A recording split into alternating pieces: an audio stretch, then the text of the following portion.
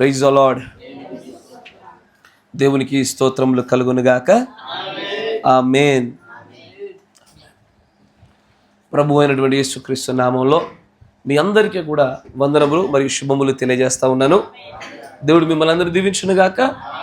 మీ అందరికీ కూడా ఆయన తన యొక్క గ్రహింపు శక్తిని మీకు అనుగ్రహించునుగాక. గ్రహింపు శక్తి లేకపోతే చదవబడుతున్న వాక్యాలు వింటున్నట్టుగానే అనిపిస్తూ ఉంటుంది, మందిరానికి వచ్చినట్లుగానే కనబడుతూ ఉంటుంది, ఏదో ఆరాధన చూస్తున్నట్టు చేస్తున్నట్టుగానే ఉంటుంది, కానీ మీ హృదయం దాని వలన ఏమాత్రం కూడా తృప్తిపరచబడదు. కానీ గ్రహింపు శక్తిని కనుక మీరు పొందుకున్నట్లయితే కనుక అది ఎంత లోతైన విషయమైనా సరే, అంటే సత్యం ఎలా వెళ్ళడా దూరముగాను బహు లోతైనట్టుగా ఉంటుంది కనుక అంత లోతైన సత్యము, అంత దూరంగా ఉండేటువంటి సత్యము మీరు గ్రహించాలంటే, మీరు పొందుకోవాలంటే ఆయన ఆత్మ మీకు అనుగ్రహించబడితే తప్ప మనం పొందుకోలేము. ఆమేన్. Praise the Lord. దేవుడికి స్తోత్రములు కలుగునుగాక. చాలా మంచిది. చదవబడినటువంటి లేఖనం గుండా మనం ముందుకు సాగిపోదాం. ఇక్కడ రోమీలకు రాసినటువంటి పత్రిక 8వ అధ్యాయంలో ప్రాముఖ్యంగా మీరు చూసినట్లయితే 28వ వచనం నుంచి చాలా జాగ్రత్తగా గమనించండి. 28వ వచనం నుంచి గమనించండి. చూడండి, అంటే ఆలోచించండి ఒకసారి. మనము ఐడెంటిఫికేషన్ అనేటువంటి ఒక వర్తమానం విన్నాం, గుర్తింపు కదా. గుర్తింపు అనేటువంటి వర్తమానం విన్నప్పుడు గమనించండి, ఇదే సూత్రాన్ని ఎల్లవేళలా అన్ని విషయాలలో దేవుడు ప్రతిపాదిస్తూ వస్తూ ఉంటాడు. అంటే మీరు దేవుని చేత గుర్తించబడుట వేరు, మీరు దేవుని గుర్తించుట వేరు కదా. నాకు రేవంత్ రెడ్డి సీఎం గారు తెలుసుట వేరు, సీఎం రేవంత్ రెడ్డి గారికి నేను తెలియడం వేరు. అంతేనా కదా. నాకు తెలుసు సీఎం రేవంత్ రెడ్డి అంటే పెద్ద విశేషం ఏముంది దాంట్లో, కాదు, ఆయనకి నేను తెలియాలి. అదే కదా సరైన గుర్తింపు. ఒకటి ఆయనకి నేను తెలుసు, కానీ ఆయనకు నాకు ఎవరో తెలియదు, ఆయన కూడా కుదరదు. గుర్తింపు అనేది రెండు వైపులా జరిగి తీరాల. అంతేనా కదా. మీరు ఒక వ్యక్తి దగ్గరికి వెళ్తారు, బ్రదర్ మీరు బాగున్నారా అంటారు. అవతల వ్యక్తి అంటాడు, నేను మిమ్మల్ని గుర్తుపట్టలేదండి, నేను గుర్తొచ్చారా అంటారు. అంటే గుర్తింపు అనేది రెండు వైపులా ఉంటేనే సరైన సంభాషణ అక్కడ చోటు చేసుకుంటుంది. కరెక్టేనా. ఒక సరైన సంభాషణ, అర్థవంతమైన సంభాషణ చోటు చేసుకోవాలంటే ఇరువురు ఒకరంటే ఒకరికి తెలిసి ఉండాలి. ఇప్పుడు నేను మిమ్మల్ని గుర్తుపట్టలే, మీరే నన్ను గుర్తుపట్టారు. మీరు నా దగ్గరకు వచ్చి ఒక వరద లాంటి ఒక సంభాషణ చేస్తూ ఉన్నారు. మీరంతా చేశారు, నాకు అర్థం కాదు. నా మనసులో బయటకు మాత్రం అవునా అవునా అంటాను, కానీ నా మనసులో మాత్రము ఎవడ్రా వీడు అసలు, ఎంతకీ వీళ్ళు ఎవరు అంతేనా. ఆ గుర్తింపును గురించినటువంటి ఒక తర్కం నా మనసులో జరుగుతూ ఉంటుంది. అంతేనా కదా. అట్లాగే నీకు దేవుడు ఎవరో తెలుసు కదా. దేవుడు అంటే నీకు తెలుసు, యేసు ప్రభువే దేవుడని, ఆయనే రాజు అని, ఆయనే రాజులకు రాజుయు, దేవుళ్ళు అన్నబడిన వారందరికీ దేవుడు అని నీకు తెలుసు. సమస్య ఏంటంటే దేవుడికి నువ్వు తెలుసా. అట్లాగే ప్రేమలో రివర్సు. నా మాట వింటున్నారా. ప్రేమలో ఈ సూత్రం రివర్స్ అవుతుంది. ఏమవుతుందంటే దేవుడు, నువ్వు మొట్టమొదటి దేవుడిని ప్రేమించావు, నీవు పాపంలో ఉండగానే, ఇంకా అతిక్రమంలో ఉండగానే, నీకు దేవుడు అంటే ఎవరో తెలియకుండా ఉండగానే మొట్టమొదటిగా తానే వచ్చి ప్రేమ చూపించాడు. అప్పుడు నీ నుంచి ఇక ప్రేమ రాదప్పుడే. తానే మొట్టమొదటిగా ప్రేమ చూపించి ఆ ప్రేమను పరిచయం చేయించి దాని రుచిని నీకు అనుభవ రూపంలో నీకు తెలియజేసి ఆ తర్వాత ఇదిగో నిన్ను ప్రేమించమని అడుగుతూ ఉంటాడు ఆయన. ఆమేన్. అంతేనా. అందుకే అంటాడు, మన పాపులమై ఉండగానే తానే మొదటగా మనల్ని ప్రేమించి అంటాడు పౌలు గారు. ఆమేన్. ఇప్పుడు ప్రేమ అటు నుంచి ఇటు వచ్చింది, కానీ ఇటు నుంచి అటు ఎప్పుడు వెళుతుందయ్యా అంటే, నా మాట జాగ్రత్తగా వినండి. మనం చదివిన లేఖనం సాధారణమైన లేఖనం కాదు. ఇది ముందు నిర్ణయం గురించి, ప్రీ డెస్టినేషన్ గురించి మాట్లాడుతున్న లేఖనాలు ఇవి. దేవుడు ఈ లోకములో ఉన్న ప్రతి ఒక్కరిని ప్రేమిస్తున్నాడు ఆయన. Yes or no. దేవుడు లోకముని ఎంతో ప్రేమించను కనుక తన అద్వితీయ కుమారుని మన కోసం అనుగ్రహించాను. సిలువ అందరి కొరకు, ఆయన ప్రేమ అందరి కొరకు. ఆయన సమస్త మానవాళిని ప్రేమిస్తున్నాడు గనుకే ఇంకా వీళ్ళు బ్రతుకుతున్నారు. కానీ ఈ ప్రేమ అటు నుంచి ఇటువైపు, దేవుడి నుంచి మనుషుల వైపు వచ్చింది, కానీ మనుష్యుల నుంచి దేవుని వైపు వెళ్ళేటువంటి ఆ ప్రేమ కేవలం ముందు నిర్ణయంలో ఉన్న వాళ్ళ దగ్గరే జరుగుతుంది. నా మాట వింటారు? అందుకే ఆ మాట చూడండి, దేవుణ్ణి ప్రేమించు వారికి అంటే ఒక గుంపు గురించి మాట్లాడుతాడు, ఒక ప్రత్యేకమైన కేటగిరీ గురించి. ఇదిగో ఈ గుంపు ప్రజలు మాత్రమే. ఎవరు? అందరు కాదండి, దేవుని చేత ప్రేమించబడిన వారి గురించి కాదు, దేవుణ్ణి ప్రేమించు వారి గురించి. అంటే మొదటగా దేవుని దగ్గర నుంచి ప్రేమను చూసి అనుభవరూపకంగా తెలుసుకొని, అరే ఇంతలా ప్రేమిస్తున్నటువంటి నా ప్రభువుని నేను తిరిగి ప్రేమించకపోవడము అన్యాయమే. అయినా కానీ ఈయనలా ప్రేమించేవాడు ఎవడు లేడు కదా, మనుషుడు ఎవడు ప్రేమించలేనటువంటి ప్రేమతో ఈయన ప్రేమిస్తున్నాడు కదా అంటూ తన యొక్క పిలుపుని, తన ఎన్నికని, తన ఏర్పాటుని, తన గమ్యాన్ని, తన నిర్మాణాన్ని, సమస్తాన్ని గుర్తెరిగిన వాడే తిరిగి మరలా దేవుణ్ణి ప్రేమించగలుగుతాడు. ఇదిగో అలాంటి వారికే అనగా అంటే చెప్తున్నా చూడండి. మీరు దేవుని ప్రేమిస్తున్నారా? ఏ క్రైస్తవుని అడగండి, ఖచ్చితంగా ఆమెనంటాడు కదా. ఏ క్రైస్తవుడైనా సరే చివరికి అతడు బలహీనతల్లో, పాపములో, త్రాగుల్లో, వ్యభిచారంలో పట్టబడి వాడు అలా దొర్లుతున్నవాడైనా సరే, నీకు దేవుడు అంటే ఇష్టమేనా అంటే, ఎందుకు ఇష్టం లేదండి, నాకు యేసుప్రభు అంటే చాలా ప్రేమండి, చాలా ఇష్టమండి అని తన గత జీవితంలో జరిగిన గొప్ప గొప్ప సాక్ష్యాలు చెప్తాడు. కానీ దేవుణ్ణి ప్రేమించువారు అనగా అంటే ఏంటో తెలుసా? అసలైన డెఫినేషన్ చెప్తాడు ఇక్కడ. ఎవరు ప్రేమిస్తారు? ఎవరు పడితే వాళ్ళని ప్రేమించలేరు దేవుణ్ణి. నా మాట వింటున్నారా? ఇప్పుడు దేవుడు మిమ్మల్ని ప్రేమిస్తున్నాడు అనడానికి రుజువులు తెలుసా మీకు? దేవుడు మిమ్మల్ని ప్రేమిస్తుందనడానికి రుజువులు లేవా? అతిపెద్ద రుజువు శిలువ మరణమయ్యా. ఆయన శిలువలో నువ్వు భవిష్యత్తులో నువ్వు రాబోతున్నావు. ఇదిగో వసంత్ వస్తాడు, సమీర్ వస్తాడు, అమ్మ గ్లోర్ వస్తుంది. భవిష్యత్తులో రాబోతున్న మనుషులను దృష్టిలో పెట్టుకొని ఆయన ముందుగానే ఇదిగో నీకోసం ముందుగానే కార్చాడు తన రక్తాన్ని. ఆయన తన ప్రేమను రుజువు చేసుకోవడానికి అనేకమైన ఆనవాళ్ళు ఇచ్చాడు. ఆయన మొదటగా తన శిలువ మరణం గుండా తన రక్తాన్ని ప్రోక్షించి మనకు క్రయధనంగా చెల్లించి మన పాప విమోచన చేశాడు ఆయన. అంతేనా? మనకు ఒక మంచి సంఘాన్ని ఇచ్చాడు, మనకు మంచి వర్తమానాన్ని ఇచ్చాడు. అంతేనా? ఈ గడియ వర్తమానం గుండా మనం ఏమవ్వాలో, ఈ బైబిల్ యొక్క లేఖనాలు కూడా ఏ ప్రత్యక్షత నిలబడాలో, ఇవన్నీ కూడా ఆయన మన పట్ల చూపుచున్న ప్రేమలో భాగాలే. ఆమేన్. కానీ ఎవరైతే తిరిగి దేవుణ్ణి ప్రేమిస్తున్నామంటున్నారో వారికి కూడా దేవుడు ఖచ్చితమైనటువంటి రుజువులు ఆనవాళ్ళు వేచాడు. నీ నోటి చేత నువ్వు ప్రేమిస్తున్నానంటే సరిపోదు, నీ మాటల చేత నాకు ప్రభు అంటే ఇష్టమండి అని చెప్తే సరిపోదు. ఇక్కడ దేవుణ్ణి ప్రేమించు వారికి అంటారు చూడండి, అనగా చాలు. ఆయన సంకల్పం చొప్పున ఎవరైతే పిలువబడుతున్నారో వీళ్ళు తప్ప ప్రభువును ఏ ఒక్కరు ప్రేమించలేరు. It is impossible. నా మాట కరెక్ట్గా రాసుకోండి. ఇంపాసిబుల్ అంటే ఇంపాసిబుల్. అది అంటే బ్రదర్ దేవుడు అందరిని ప్రేమిస్తున్నాడా? అబ్సల్యూట్లీగా అన్యులను సైతం ప్రేమిస్తున్నాడు. ఎందుకంటే అన్యులు కూడా నేడు జీవించుచున్నటువంటి వారి జీవనమునకు, వారిలో ఉన్నటువంటి ఆ ఆత్మకు, ప్రాణమునకు ఆద్యుడు మన ప్రభువే. ఆయన వల్ల బ్రతుకుతున్నారు.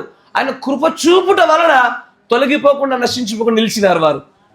కానీ ప్రభువుని ప్రేమించుటలో సంకల్పం చొప్పున పిలవబడిన వారు తప్ప ఇంకా ఎవ్వరు కూడా ప్రభువుని ప్రేమించలేరు అంటున్నాడు ఆయన. నా మాట వింటున్నారా? ఎందుకంటే నా మాట వినండి. యోహాను పత్రికలు రాస్తాడు ఆయన, ప్రభువుని ప్రేమించడం అంటే ఏంటి అనుకుంటున్నారు మీరు? ప్రభువుని ప్రేమిస్తున్నా, ప్రభువుని ప్రేమిస్తున్నా, ప్రభువుని ప్రేమిస్తున్నా అని అనేకమైన మాటలు చెప్తున్నారు కదా మీరు. కానీ ప్రభువుని ప్రేమించడం ఏంటో తెలుసా? దేవుని ఆజ్ఞలు పాటించుటయే ప్రభువుని ప్రేమించుట, ప్రభువుని ప్రేమించుటయే ఆజ్ఞలు పాటించుట అంటాడు ఆయన. ఎస్ఆర్లో అంటే చూడండి, దేవుడి దగ్గర నుంచి మనకు ప్రేమ రావడానికి రుజువులు, సూచనలు, ఆధారాలు ఉన్నాయి. ఆమేన్. అలాగే మనము దేవుణ్ణి ప్రేమిస్తున్నామని చెప్పుటకు కూడా ఆధారాలు, రుజువులు ఉన్నాయి. ఆ ఆధారాలు, ఆ రుజువులు ఏవో కావు కానీ లేఖన ప్రకారంగా మనము నడవవలసిన, అవలంబింపవలసిన ఆజ్ఞలే. నేను అవలంబింపవలసిన చోట అవలంబింపకుండా ప్రభువుని ప్రేమిస్తున్నారు అన్నావనుకో, అది కేవలం నీ నోటి మాటే, అది భ్రమపరచు ఆత్మ కూడా మనం చెప్పుచున్న మాటే. కానీ మన క్రియల మూలంగా నేను ప్రార్థించవలసిన చోట ప్రార్థించాలా, ప్రేమించవలసిన చోట ప్రేమించాలా, ప్రభుకి ఇవ్వవలసిన చోట ఇవ్వాలా, నేను చేయవలసిన కార్యాలు చేయాలా, క్షమించాల్సిన చోట క్షమించాలా, ప్రేమించాల్సిన చోట ప్రేమించాలా. ఏ ఆజ్ఞలు అయితే ప్రభు చెప్పి ఉన్నాడో ఆ ఆజ్ఞలు పాటించకుండా నేను ప్రభువును ప్రేమిస్తున్నా బ్రదర్ అని నువ్వు చెప్పుండొచ్చు. క్రియలు లేని నీ ప్రేమ, క్రియలు లేని నీ విశ్వాసం మృతము, వ్యర్థం. అది absolutely zero. It is in the way అని అంటాడు ప్రభు. ప్రభువుని అందరూ ప్రేమించలేరండి. నా మాట పెట్టినారా? ప్రభుని అందరూ ప్రేమించలేరు. మీకు మాట చెప్తా చూడండి, మీకు ఒకరికంటే ఎక్కువగా పిల్లలు మీకు ఉన్నారనుకోండి, మీరు పిల్లలందరినీ బాగానే ప్రేమిస్తారు, కానీ మీ పిల్లలు మీరు ప్రేమించారు మిమ్మల్ని. దాంట్లో ఒకరిద్దరు బాగా ప్రేమిస్తారు. కరెక్టేనా? మీరు ఎప్పుడైనా గమనించండి. మీరు ఇప్పుడు ఆకలిలో ఉన్నా, ఏమైనా అనారోగ్యంతో ఉన్నా, ఎవరైనా ఒక్కరో వచ్చి నెమ్మదిగా ట్యాబ్లెట్లు ఇచ్చి వేసుకో డాడీ, వేసుకోమమ్మ అంటారు. మిగతా వాళ్ళు అనరు. వాళ్ళు పెద్దగైనా కూడా అంతే, పెద్దగైన తర్వాత కూడా అంతే. ఒకరి దగ్గరికి వచ్చి చేస్తారు, ఒకరి దగ్గరికి వచ్చారు. కానీ మీరు వారి పట్ల చూపే ప్రేమ సమానంగానే చూపించారు, కానీ వాళ్ళు తిరిగి మిమ్మల్ని ప్రేమించే ప్రేమలో మాత్రము వాళ్ళిద్దరిలో సమానత్వం కనబడదు. పెద్ద కొడుకు ప్రేమించాడు, చిన్న కొడుకు ప్రేమించాడు. పెద్ద కూతురు ప్రేమించాడు, చిన్న కూతురు ప్రేమించదు. వ్యత్యాసం ఉంటుందా ఉండదా? మీరు మాత్రం సమానమైన ప్రేమను చూపించారు వారి పట్ల. అంటే ప్రేమ రెండు మార్గాల గుండా జరగాలి. ఇటు ప్రభు యుద్ధ నుంచి ప్రేమ రావాలి, మనము ప్రభువుని ప్రేమించాలి. అప్పుడే ఒక కార్యం చోటు చేసుకుంటుంది. ఏంటది అంటారు చూడండి, ఇలాంటి వారికి మాత్రమే సమస్తము సమకూర్చబడి మేలుకే జరుగుతాయి. అవునా? అంతా నా మేలుకే ఆరాధన యేసుకే. ఇది నువ్వు ఎప్పుడు పాడాలంటే నువ్వు దేవుణ్ణి ప్రేమిస్తున్నప్పుడు. ఏంటయ్యా? ప్రభు నిన్ను ప్రేమిస్తున్నంటే ప్రభు అని నన్ను ప్రేమించమని పాడుకో, ఓకే పర్వాలా. కానీ అంత నా మేలుకే జరుగుతుంది. ఏది జరిగినా సరే అంత నా మేలుకే అని ఎప్పుడు అనాలంటే, నువ్వు ప్రభువుని ఆయన ప్రేమించినట్లుగా నువ్వు తిరిగి ఆయన్ని ప్రేమించినప్పుడే సమస్తం నీ మేలుకే జరుగుద్ది. నీ కాలు విరిగిపోయిన మేలుకే, అంతేనా? ఎసర్నో? నీ కన్నులు పోయినా మేలుకే. ఏది జరిగిన మేలు. చివరికి మరణమైతే మరీ మేలే. ఎప్పుడు? ప్రభువును ప్రేమించుచున్న వారికి మరణమైతే మేలు. ప్రభువు ప్రేమించిన వారికి మేలు కాదు అది మరణము. ఎందుకంటే నువ్వు ఇంకా సిద్ధపడలేవు. నువ్వు చచ్చినా నువ్వు పోయేది నరకానికే. కాబట్టి నీకు మరణం మేలు కాదు.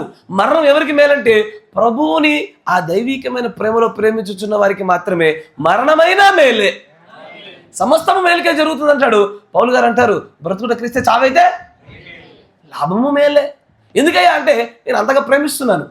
నేను చనిపోయినా కూడా నేను వెళ్ళే మార్గం ఏంటో నాకు తెలుసు, నా గమ్యం ఏంటో తెలుసు. నేను చివరికి చేరుకున్నది ప్రభు యొక్క ఆ రాజ్యం అని తెలుసు ఆయనకి.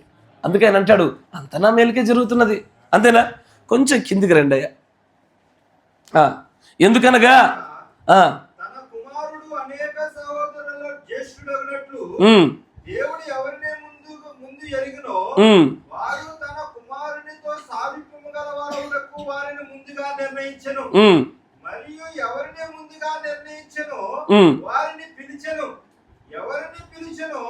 వారిని నీతిమంతులుగా తీర్చెను, ఎవరిని నీతిమంతులుగా తీర్చెను వారిని మహిమపరిచెను. అయ్యా ఇప్పటి వరకు మీరు చదివించాలి, జాగ్రత్తగా చదివారు. ఇక్కడ నుంచి చదవబోయే లేఖనాన్ని మాత్రము అట్మోస్ట్ హయ్యర్ ప్రియారిటీ ఇంపార్టెన్స్ చూడండి. చాలా జాగ్రత్త, చాలా జాగ్రత్త. అందరూ గమనించాలి, చదువుతున్నారు అందరూ గమనించారు దయచేసి. ఇట్లుండగా ఏమందుము అంటే ఏంటి? అంటే ఏంటిది? దేవుడు కొంతమందిని ఎరిగి ఉన్నాడు, ఎరిగిన వారిని పిలిచాడు, పిలిచిన వారిని నీతిమంతులు తీరుస్తున్నాడు, నీతిమంతులుగా తీర్చిన వారిని మహిమపరచబోతున్నాడు. అంటే ఏంటి? ఆల్రెడీ షెడ్యూల్ అంతా ప్రిపేర్ అయిపోయింది. దీనిలో చేరికలు తీసివేతలు అంటే ఏమి ఉండవు. Result already fixed. ఎవరు పరలోకానికి వెళ్తారో, ఎవరు రాజ్యంలో ఉంటారో ముందుగానే ఫలితాలు ముద్రించబడ్డాయి. నువ్వు ఇప్పుడు కొత్తగా ప్రయత్నం చేయడం వల్ల జారిపోయేది లేదు, కొత్తగా ప్రయత్నం చేయడం వల్ల నువ్వు కొత్తగా దానిలో చేరుతున్నది లేదు. బ్రదర్ ఇప్పుడు నేను ఎన్నికల్లో లేను, నేను బాగా ప్రయత్నిస్తాను సార్ ఈ దేవుని ఎన్నికలకు వస్తా, కుదరదండి. బ్రదర్ నేను ఎన్నికల్లో ఉన్నాను, నాకు కుదరట్లేదు బ్రదర్ భక్తి చేయడం, నేను జారిపోతాను. లేదు బ్రదర్, అవకాశం లేదు, నీకు నీ చేతుల్లో లేదయ్యా అది. నువ్వు జారిపోతావన్నా నీ చేతుల్లో లేదు, నేను దీనిలో చేరుతానన్నా దీని చేతుల్లో లేదు. అందుకే అంటాడు దేవుడి గడియ వర్తమానం కూడా ఏమంటాడు? You can't join a church, you have to Born in the church. సంఘంలో చేరడాలు ఉండవు, సంఘంలో పుట్టాలా. సంఘంలో పుట్టడం అంటే భౌతికమైన జన్మ గురించి మాట్లాడతలేడు ఆయన, ఆయన ఆలోచనలో పుట్టాలా. నువ్వు అనుకున్నంత మాత్రాన ఈ వర్తమానాన్ని దాటి పారిపోయేది లేదు. ఎసర్ను నువ్వు అనుకున్నంత మాత్రాన దీంట్లోకి ఈ యొక్క ఎన్నికలు లేకుండా చేరేది లేదు. ప్రభు ముందుగా నిర్ణయించాడు. ఒకవేళ ప్రభు నిన్ను ఇక్కడ పెట్టాలని నిర్ణయించాడు అనుకో, నువ్వెంత పారిపోదామన్నా సరే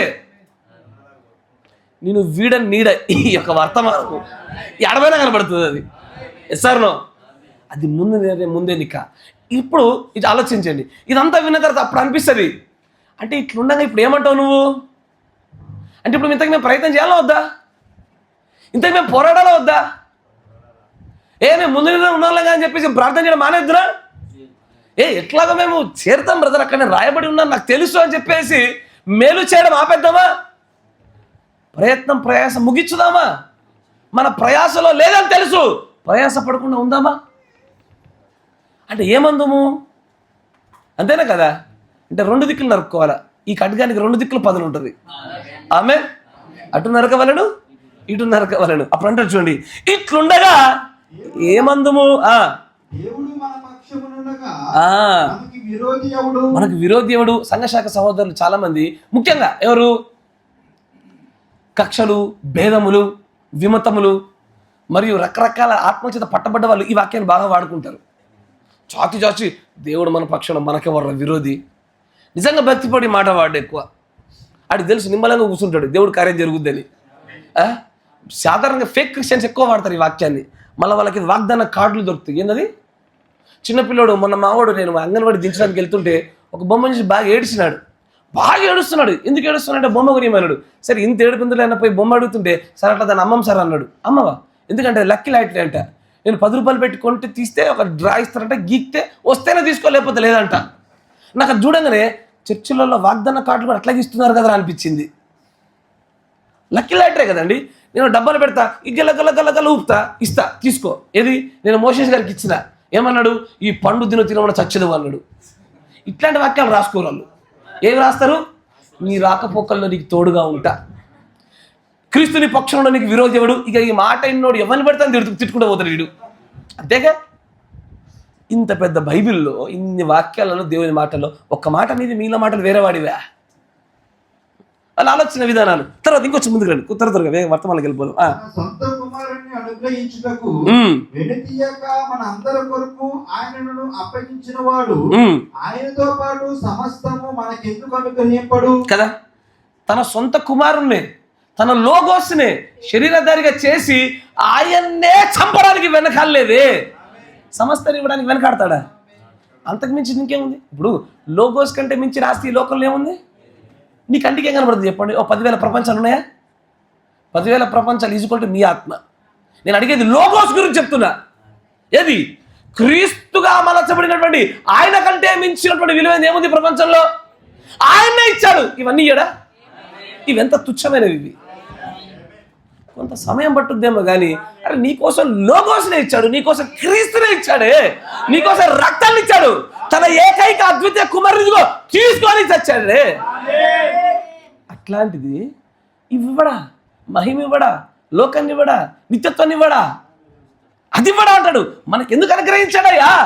తర్వాత దేవుని చేత ఏర్పరచబడిన వారి మీద నేరము మోపువాడెవడు? ఏంటి? ఆ మాట జాగ్రత్తగా వినండి. దేవుని చేత పిలువబడిన వారి మీద నేరం మోపువాడెవడు అనలేదు. జాగ్రత్తగా వినాలా? దేవుని చేత పిలువబడిన వారి మీద కాదు అక్కడ ఆయన అనవి. ఎందుకంటే పిలువబడిన వారు వేరు, ఏర్పరచబడిన వారు వేరు. నా మాట జాగ్రత్తగా వినండి. క్రైస్తవులంతా పిలువబడ్డారు. ఆమేన్. అందరూ, అది ఏ సంఘమైనా సరే, ఏ శాఖ అయినా సరే, ఏ ప్రాంతమైనా సరే, వాడు ఎలాగైనా ఉండనివ్వండి, ప్రతి ఒక్కరిని దేవుడు ప్రేమించాడు, ప్రతి ఒక్కరిని పిలిచాడు కదా. దేవుడి చేత పిలువబడిన వారిపైన నేరం మోపువాడేవాడు అంటలే, దేవుడి చేత ఏర్పాటు చేయబడిన వారిపైన. నేను ఏర్పాటు చేయబడ్డవాడని నమ్ముతున్నానయ్యా. అది నా విశ్వాసం. మీరు నమ్ముతున్నారా? ఎవడయ్యా మీ పైన నేరం మోపేది? ఎవడికి ధైర్యం ఉంది? సాతానికి కూడా లేదు తెలుసా? వాడు మీ మీద మోసే పైన కప్పినట్టు ఒక మల్లె వస్త్రాన్ని కప్పడానికి వచ్చినా కూడా, అయ్యా మన దగ్గర క్లోరాక్స్ బ్లీచ్ ఉంది, వాడి వస్త్రమే తెల్లగా కావాలా? ఏమంటావు? సాతానుగాడి యొక్క మలిన వస్త్రమైనా తెల్లగా కావాల్సింది. దాంట్లో మన దగ్గర సర్ఫ్ ఎక్సెల్, ఉజాలాలు కాదు, క్లోరాక్స్, బ్లీచ్, యేసు క్రీస్తు అనే రక్తం ఉన్నది. ఆ రక్తం కింద మన పైన ఏ నేరము కనబడదయ్యా. ఆమేన్. Praise the Lord. కొంచెం ముందుకు రండి. ఆయన వచ్చాడు. నీతిమంతులుగా తీర్చువాడు దేవుడే. దేవుడేనయ్యా మనకి నీతిమంతులు అని చెప్పి తీర్చేది. శిక్ష విధించువాడెవడు? శిక్ష మనకెవడే శిక్ష విధిస్తారు? ఈ మానవుడెవడు? మన దేహాన్ని బాధించువాడు మనకు శిక్ష విధించలేడు. కానీ సర్వం పైన అధికారిగా పెట్టబడిన యేసుక్రీస్తు తప్ప మనకు శిక్షను విధించేవాడు ఎవడూ లేడు. ఆమేన్. ఈ మాట మీకు అర్థం కాలే? ఈ మాట మీకు అర్థం కాలే? ఏంటది? శిక్ష విధించేవాడు ఎవడా? మనకెంత శిక్షలు ఉంటాయి? వధువుకి తీర్పు ఉండదుగా.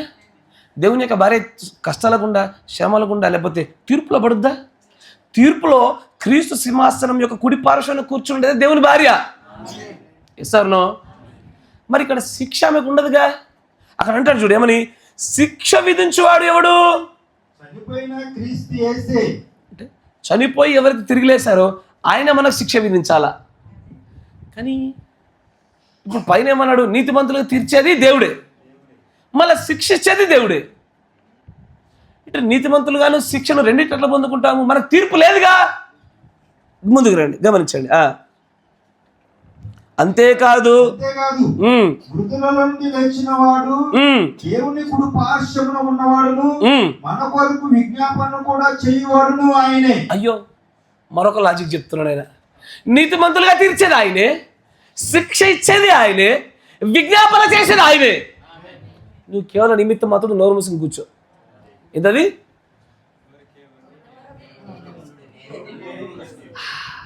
మీకు అర్థమైందా? శిక్షించేది ఆయనే, విజ్ఞాపన చేసేది ఆయనే, చివరికి నీతిమంతులు తీర్చేది ఆయనే. నువ్వేం చేయాలా? నువ్వు ఊరకుండా అంతే. నీ పక్షాన్ని నీ లాయర్ మాట్లాడుతున్నప్పుడు నువ్వేం మాట్లాడనుకో, ఆడ జడ్జి నేను తప్పంటాడు. నీ తరపున న్యాయవాది ఆయన విచారణ చేస్తూ ఉండగా, నీ పక్షాన వాదిస్తుండగా నిమ్మలంగా ఉండి నిన్ను గెలిపిస్తాడు ఆయన. అంతేనా? ఊరకుండి నేనే దేవుడు అని తెలుసుకోండి. తర్వాత ఇంకొక ముందుకు రండి. క్రీస్తు ప్రేమ నుండి మనలను ఎడబాపువాడెవడు? ఈ మాట ఎందుకు మాట్లాడుతున్నాడు ఆయన? ఆలోచించేయండి. క్రీస్తు ప్రేమ నుండి అంటే క్రీస్తు ప్రేమ నుంచి కొంతమంది ఎడబాసే అవకాశం ఉందా? నా మాట జాగ్రత్త. మనం దైవికమైన ప్రేమను వర్తమానం చూస్తున్నాం. దైవికమైన ప్రేమ కష్టాలు అనేటువంటి కోణం కూడా చూస్తున్నాం. చాలా జాగ్రత్తగా గమనించండి. ఎక్కడ పోతున్నాం మళ్ళీ మీరు కన్ఫ్యూజ్ కాకూడదు. అంటే ఇప్పుడు క్రీస్తు ప్రేమ నుండి ఎడబాసేవారు ఉన్నారా? అబ్సల్యూట్గా ఉన్నారు. అక్రమం విస్తరించుట చేత అనేకల ప్రేమ చల్లారుతుంది. ఎస్ఆర్నో? క్రీస్తు ప్రేమలో నుంచి, ఆయన సరళతలో నుంచి మిమ్మును మోసపరిచి మీరు జారునట్లుగా ఎక్కడ పడిపోతారేమోనని నేను భయపడుతున్నాను అంటాడు ఆయన. నా మాట వింటున్నారా? గమనించి. కానీ ఎవరు పిలువబడిన వారైతే జారిపోతారు, కానీ ఏర్పరచబడిన వారు జారరు. ఏర్పాటు చేయబడ్డ వాళ్ళు జారరు. పిలువబడిన వారు ఎందరో, ఏర్పరచబడిన వారు కొందరే. ఈ కొందరు అన్నట్టు కూడా ప్రేమలో నుంచి జారిపోరు, ఆయన ప్రేమలో నిలిచిపోతారు. ఆమేన్. తర్వాత ఇంకొంచెం ముందుకు రండి. క్రీస్తు ప్రేమ నుండి మనలను ఎడబాపువాడు ఎవడు? శ్రమ అయినను, బాధ అయినను, హింస అయినను, కరువైనను, వస్త్రహీనత అయినను, ఉపద్రవమైనను, ఖడ్గమైనను. అసలు నేను అడుగుతాను, పౌలు గారు ఇదే పదాలు ఎందుకు వాడుతున్నారు? మీరు ఈ మాటలు ఎందుకు ఉచ్చరిస్తున్నారు? అంటే ఇక్కడ ఏమి చూపించాలనుకుంటున్నారు? ఇవన్నీ మనల్ని ఎడబాపుతాయా? నేను అంటాను మోషే బ్రదర్తో, ఏమని? బ్రదర్, మీ పిల్లోడితో గొడవ వల్ల మీరు నేనేమన్నా దూరం అవుతామా? మీ పెద్ద పిల్లోడి వల్ల నేను మీరు ఏమైనా దూరం అవుతానా? నీ చిన్న పిల్లోడి వల్ల నేను దూరం అవుతానా? అంటే దాని అర్థం ఏంది? అంటే ఇలా పెద్ద పిల్లోడి వల్ల చిన్న పిల్లోడి వల్ల గొడవలు ఖచ్చితంగా అవుతాయని.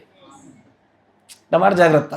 నేనేమంటున్నానంటే, మీ పెద్ద పిల్లోడి వల్ల, మీ చిన్న పిల్లోడి వల్ల నేనేమన్నా మీతో ప్రేమతో దూరం అవుతానా? అంటే అర్థం ఏంది? మీ పెద్ద పిల్లోడి చేత, మీ చిన్న పిల్లోడి చేత ఖచ్చితంగా గొడవలు, సమస్యలు ఉంటాయి. అవకాశాలు కాదు, ఉండి తీరుతాయి, అంతే. అదే కాంటెక్స్ట్లో పౌలు గారు ఆ మాట ఏమని తెలుసా? ఏమని? శ్రమయు, బాధయు, హింసయు, కరువు, వస్త్రహీనత, ఉపద్రవము, ఖడ్గము ఖచ్చితంగా క్రీస్తు ప్రేమలో ఉన్న ప్రతి ఒక్కరికి వచ్చి తీరాల్సిందే. ఇవి ఖచ్చితంగా వచ్చి తీరాల్సిందే. తర్వాత చూడనా, ఇందును గూర్చి వ్రాయబడినది ఏమనగా, నిన్నును బట్టి దినమెల్లా మేము వధింపబడిన వారము, వధకు సిద్ధమైన గొర్రెలమని మేము ఎంచబడిన వారము, అయినను మనలను ప్రేమించిన వారి ద్వారా మనము వీటన్నిటిలో అత్యధిక విజయము పొందుచున్నాము. ఆగండి. There is a greatest victory. నా మాట వినండి. అత్యధికమైనటువంటి విజయము దేవుని ప్రేమ వలన వీటన్నింటిలో మనము జయించుతున్నాం అన్నాడు. వేటిలో? కరువులో, ఖడ్గంలో, వస్త్రహీనతలో, ఉపద్రవంలో, అంతేనా? బాధల్లో, కష్టాలు, అన్నిట్లలో. ఎస్ఆర్నో? ఇప్పుడు నేను ఒక మాట చెప్తాను. ఈ లేఖనం చూపించి చెప్తే బహుశా మీరు గట్టిగా పట్టుకుంటారు. హెబ్రీ రాసిన పత్రిక 12వ అధ్యాయం 1వ వచనం నుంచి గమనించాం. ఇంత గొప్ప సాక్షి సమూహము మేఘము వలె మనలను ఆవరించి ఉన్నందున మనము కూడా ప్రతి భారమును సులువుగా చిక్కుల పెట్టు పాపమును విడిచిపెట్టి విశ్వాసమునకు కర్తయు దానిని కొనసాగించువాడైన యేసు వైపు చూచుచు మన ఎదుట ఉంచబడిన పరుగు పందెములో ఓపికతో పరిగెత్తుదాము. ఆయన తన ఎదుట ఉంచబడిన ఆనందము కొరకై అవమానమును నిర్లక్ష్య పెట్టి సిలువను సహించి దేవుని సింహాసనము యొక్క కుడి పార్శ్వమున ఆసీనుడై ఉన్నాడు. మీరు అలసట పడకయు మీ ప్రాణములు విసుకకయు ఉండునట్లు పాపాత్ములు తనకు వ్యతిరేకముగా చేసిన తిరస్కారమంతయు ఓర్చుకొనినా ఆయనను తలంచుకొనుడి. మీరు పాపముతో పోరాడుటలో రక్తము కారునంతగా ఇంకా దానిని ఎదిరింపలేదు. మరియు నా కుమారుడా, ప్రభువు చేయు శిక్షను తృణీకరింపకుము. ఇక్కడ ఈ శిక్ష మాట్లాడుతున్నారు చూసారా? ఈ శిక్ష ఏ శిక్ష తెలుసా? ఇంతకుముందు మీరు అక్కడ చదివినప్పుడు నీతిమంతులుగా తీర్చేవాడెవరు? దేవుడే. మీకు శిక్ష కలా చేయవాడెవరు? దేవుడే. అక్కడ చెప్తున్న శిక్ష, ఈ శిక్ష ఒకటే. చాలా జాగ్రత్త వినండి. అక్కడ మాట్లాడుతున్న ఆ శిక్షయు, ఇక్కడ మాట్లాడుతున్న ఈ శిక్షయు రెండు ఒకటే. ఆయన అంటాడు చూడండి, ఏమని? ప్రభు చేయు ఆయన నిన్ను గద్దించినప్పుడు విసుకకుము. ప్రభు తాను ప్రేమించు వారిని శిక్షించి తాను స్వీకరించు ప్రతి కుమారుని దండించును అని కుమారులతో సంభాషించినట్లు మీతో సంభాషించుచు ఆయన హెచ్చరికను మరచితిరి. ఒక్క నిమిషం ఆలోచన చేయండి. ఇక్కడ దేవుని చేత ప్రేమించబడాలని, దేవుణ్ణి ప్రేమించాలని, దైవికమైన ప్రేమలో ఉండాలని ఆశించుతున్న ఏ క్రైస్తవుడైనను సరే దేవుని మూలంగా కలిగే శిక్షను అనుభవించాల్సిందే. Yes, there is a chastisement in the divine love. ఆయన మనల్ని ప్రేమిస్తున్నాడని చూపించడానికి సిలువలో తాను ఖచ్చితంగా శ్రమ అనుభవించాడు. అంతేనా? సిలువేయండి సిలువేయండి అంటే అర్థం ఏంటి? అరే సిలువేయండి సిలువేయండి, సిలువ అంటే అర్థం ఏంటని చెప్పాడు బైబిల్లో. శ్రమ పెట్టండి అని. అవునా? ఆయన శ్రమ గుండానే తన దైవికమైన ప్రేమ మనకు చూపించాడు. మరి నా దైవికమైన ప్రేమ ఆయనకు చూపించాలంటే నేను కూడా శ్రమ గుండానే చూపించాలా? నా మాట వింటున్నారా? ఎందుకు ఈ మాట చెప్తున్నానంటే, నేడు క్రైస్తవ ప్రపంచము శ్రమలు ముందుకు రాగానే శ్రమలను తప్పించుకొనుటకు వాక్యంలో రాజీ పడుతున్నారు, దేవుడు భక్తిలో నుంచి అయినా జారిపోతున్నారు. తాగాని శ్రమలను అనుభవించడానికి ముందుకు రావట్లేరు. అయ్యా, అక్కడ రాకుండా అసలు దేవుని యొక్క దైవికమైనటువంటి ప్రేమలో అసలైన సూత్రాన్నే జారిపోయారు వాళ్ళు. అసలు దైవికమైన ప్రేమలో శిక్ష కంపల్సరీ ఉండి తీరుతుంది. శిక్ష లేకుండా అంటే అక్కడ ఏంటంటే ఆ శిక్షకు ఉదాహరణకు రోమి పత్రిక అందుకే రాశాడు, ఏమని? శ్రమయు, ఖడ్గము, ఉపద్రవము, వస్త్రహీనత మరియు కరువు. అంతేనా? శ్రమ అయినను, బాధ అయినను, హింస అయినను, కరువైనను, వస్త్రహీనతైనను, ఉపద్రవమైనను, ఖడ్గమైనను మనలను ఎడబాపునా అని ఎందుకు అనవలసి వస్తుందంటే, ఆయన చేత ప్రేమించబడి ఆయనను తిరిగి ప్రేమిస్తున్నామంటే ఇదిగో ఇవన్నీ ఖచ్చితంగా వచ్చి తీరుతాయి. ఇదే మీకు సూచన. నా మాట వినండి. యేసు ప్రభు యొక్క శిష్యులు ఆయనను ప్రేమించారా? అమితంగా ప్రేమించారు. అందులో అందరికంటే దేవుడు వారిలో ఎక్కువ ఎవరిని బాగా ప్రేమించాడు? యోహానుని. ఎందుకంటే శిష్యుల మధ్యలో ఈ మాట బాగా నానుడి. యోహాను ఏమయ్యాడు తెలుసా? ప్రభు కోసం ఆయన జీవిత చరిత్ర అందుబాటులో విషయాలు చూస్తూ ఉంటే ప్రభు చేత బాగా ప్రేమించబడి ప్రభువును బాగా ప్రేమించినందుకు అయ్యా మిరపకాయ బజ్జి చేసినట్టు ఆయన ఆయిల్లో వేయించారు. వింటున్నారా? ఎస్. పేతురు రివర్స్లో సిలువ వేయబడి చంపబడినాడు. స్టెఫెను రాళ్లతో కొట్టబడి చంపబడినాడు. ఇప్పుడు మీకు ఒక మాట చెప్తా. ఎందుకంటే మీరు దేవుని ప్రేమించుట ఏదో కొంత డబ్బు ఇచ్చుట, లేకపోతే కొంత పని చేయుట, ఏదో కొంత మాట్లాడుట, సమయాన్ని కేటాయించడం మాత్రం అనుకుంటున్నారు. మీకు అందుకోసమే the depth of Jesus Christ love గురించి మీకు ఎక్స్ప్లెయిన్ చేయాలి. ఆ దేవుని దైవికమైన ప్రేమ లోతు మీకు చూపించాలా. ఆయన అక్కడ అంటాడు, పౌలు గారు మాట్లాడుతూ హెబ్రీ పత్రికలో, ఏంటి దశమాలు కడుతున్నారా? ఏంటి సండే చర్చికి వస్తున్నారా? ఏంటి దేవుని భక్తి కోసము మీ ఆయనతో, మీ ఆవిడతో, మీ పిల్లలతో కొంత శ్రమ అనుభవిస్తున్నారా? మీరేమి రక్తం కారణంతగా ఏం పెద్ద కష్టపడలే అంటే దాని అర్థం ఏంటి? దైవికమైన ప్రేమలో రక్తాలు కారణంతగా పోరాటాలు వస్తాయి, జరిగి తీరాలా, గెలిచి తీరాలా. ఆయన మీరు రక్తం కారణంతగా మీరేం పెద్ద పోరాడలేదన్న మాటని ఒక రిఫరెన్స్ లాగా ఎందుకు వాడుతున్నాడంటే, మీరు నిజంగా దేవుణ్ణి ప్రేమిస్తున్నారు అన్నదానికి ఏకైక రుజువేంటో తెలుసా? అదిగో ఆ స్థాయి శిక్షను మనము ఎదుర్కొనడానికి సైతం ముందుకు వచ్చినప్పుడే ప్రభు పైన నిజమైన దైవికమైన ప్రేమను కనపరిచిన వారు అవుతున్నారు. మీరు అందరూ తమ కంఫర్ట్ జోన్లోనే భక్తి చేస్తారు. కంఫర్ట్ జోన్ అంటే ఏంటో తెలుసా? ఉదాహరణకు చూపిస్తాను మీకు, ఎగ్జాంపుల్ మీకు అర్థమవునట్లుగా. ఈరోజు మనందరికీ పిల్లలు ఉన్నారు, ఈరోజు మనందరికీ కుటుంబాలు ఉన్నాయి, బాధ్యతలు ఉన్నాయి, ఈఎంఐలు ఉన్నాయి, అప్పులు ఉన్నాయి, అన్నీ ఉన్నాయి. అంటే ఆ రోజున అపోస్తుల కార్యములలో జరుగుతున్నప్పుడు కూడా అప్పుడు ప్రజలకు లేవా? అయినా ఆస్తిపాస్తులు స్థిరచర ఆస్తులు అమ్మి పెట్టలేదా? ఎస్ఆర్నో? వాడు దేన్ని ఆలోచించాడా? వాడు అమ్మిన తర్వాత వాడికి ఏ సమస్యలు రాకపోయి ఉండొచ్చా? ఈ రోజున ప్రపంచ క్రైస్తవం అంతా కూడా వారి కంఫర్ట్ జోన్లోనే భక్తి.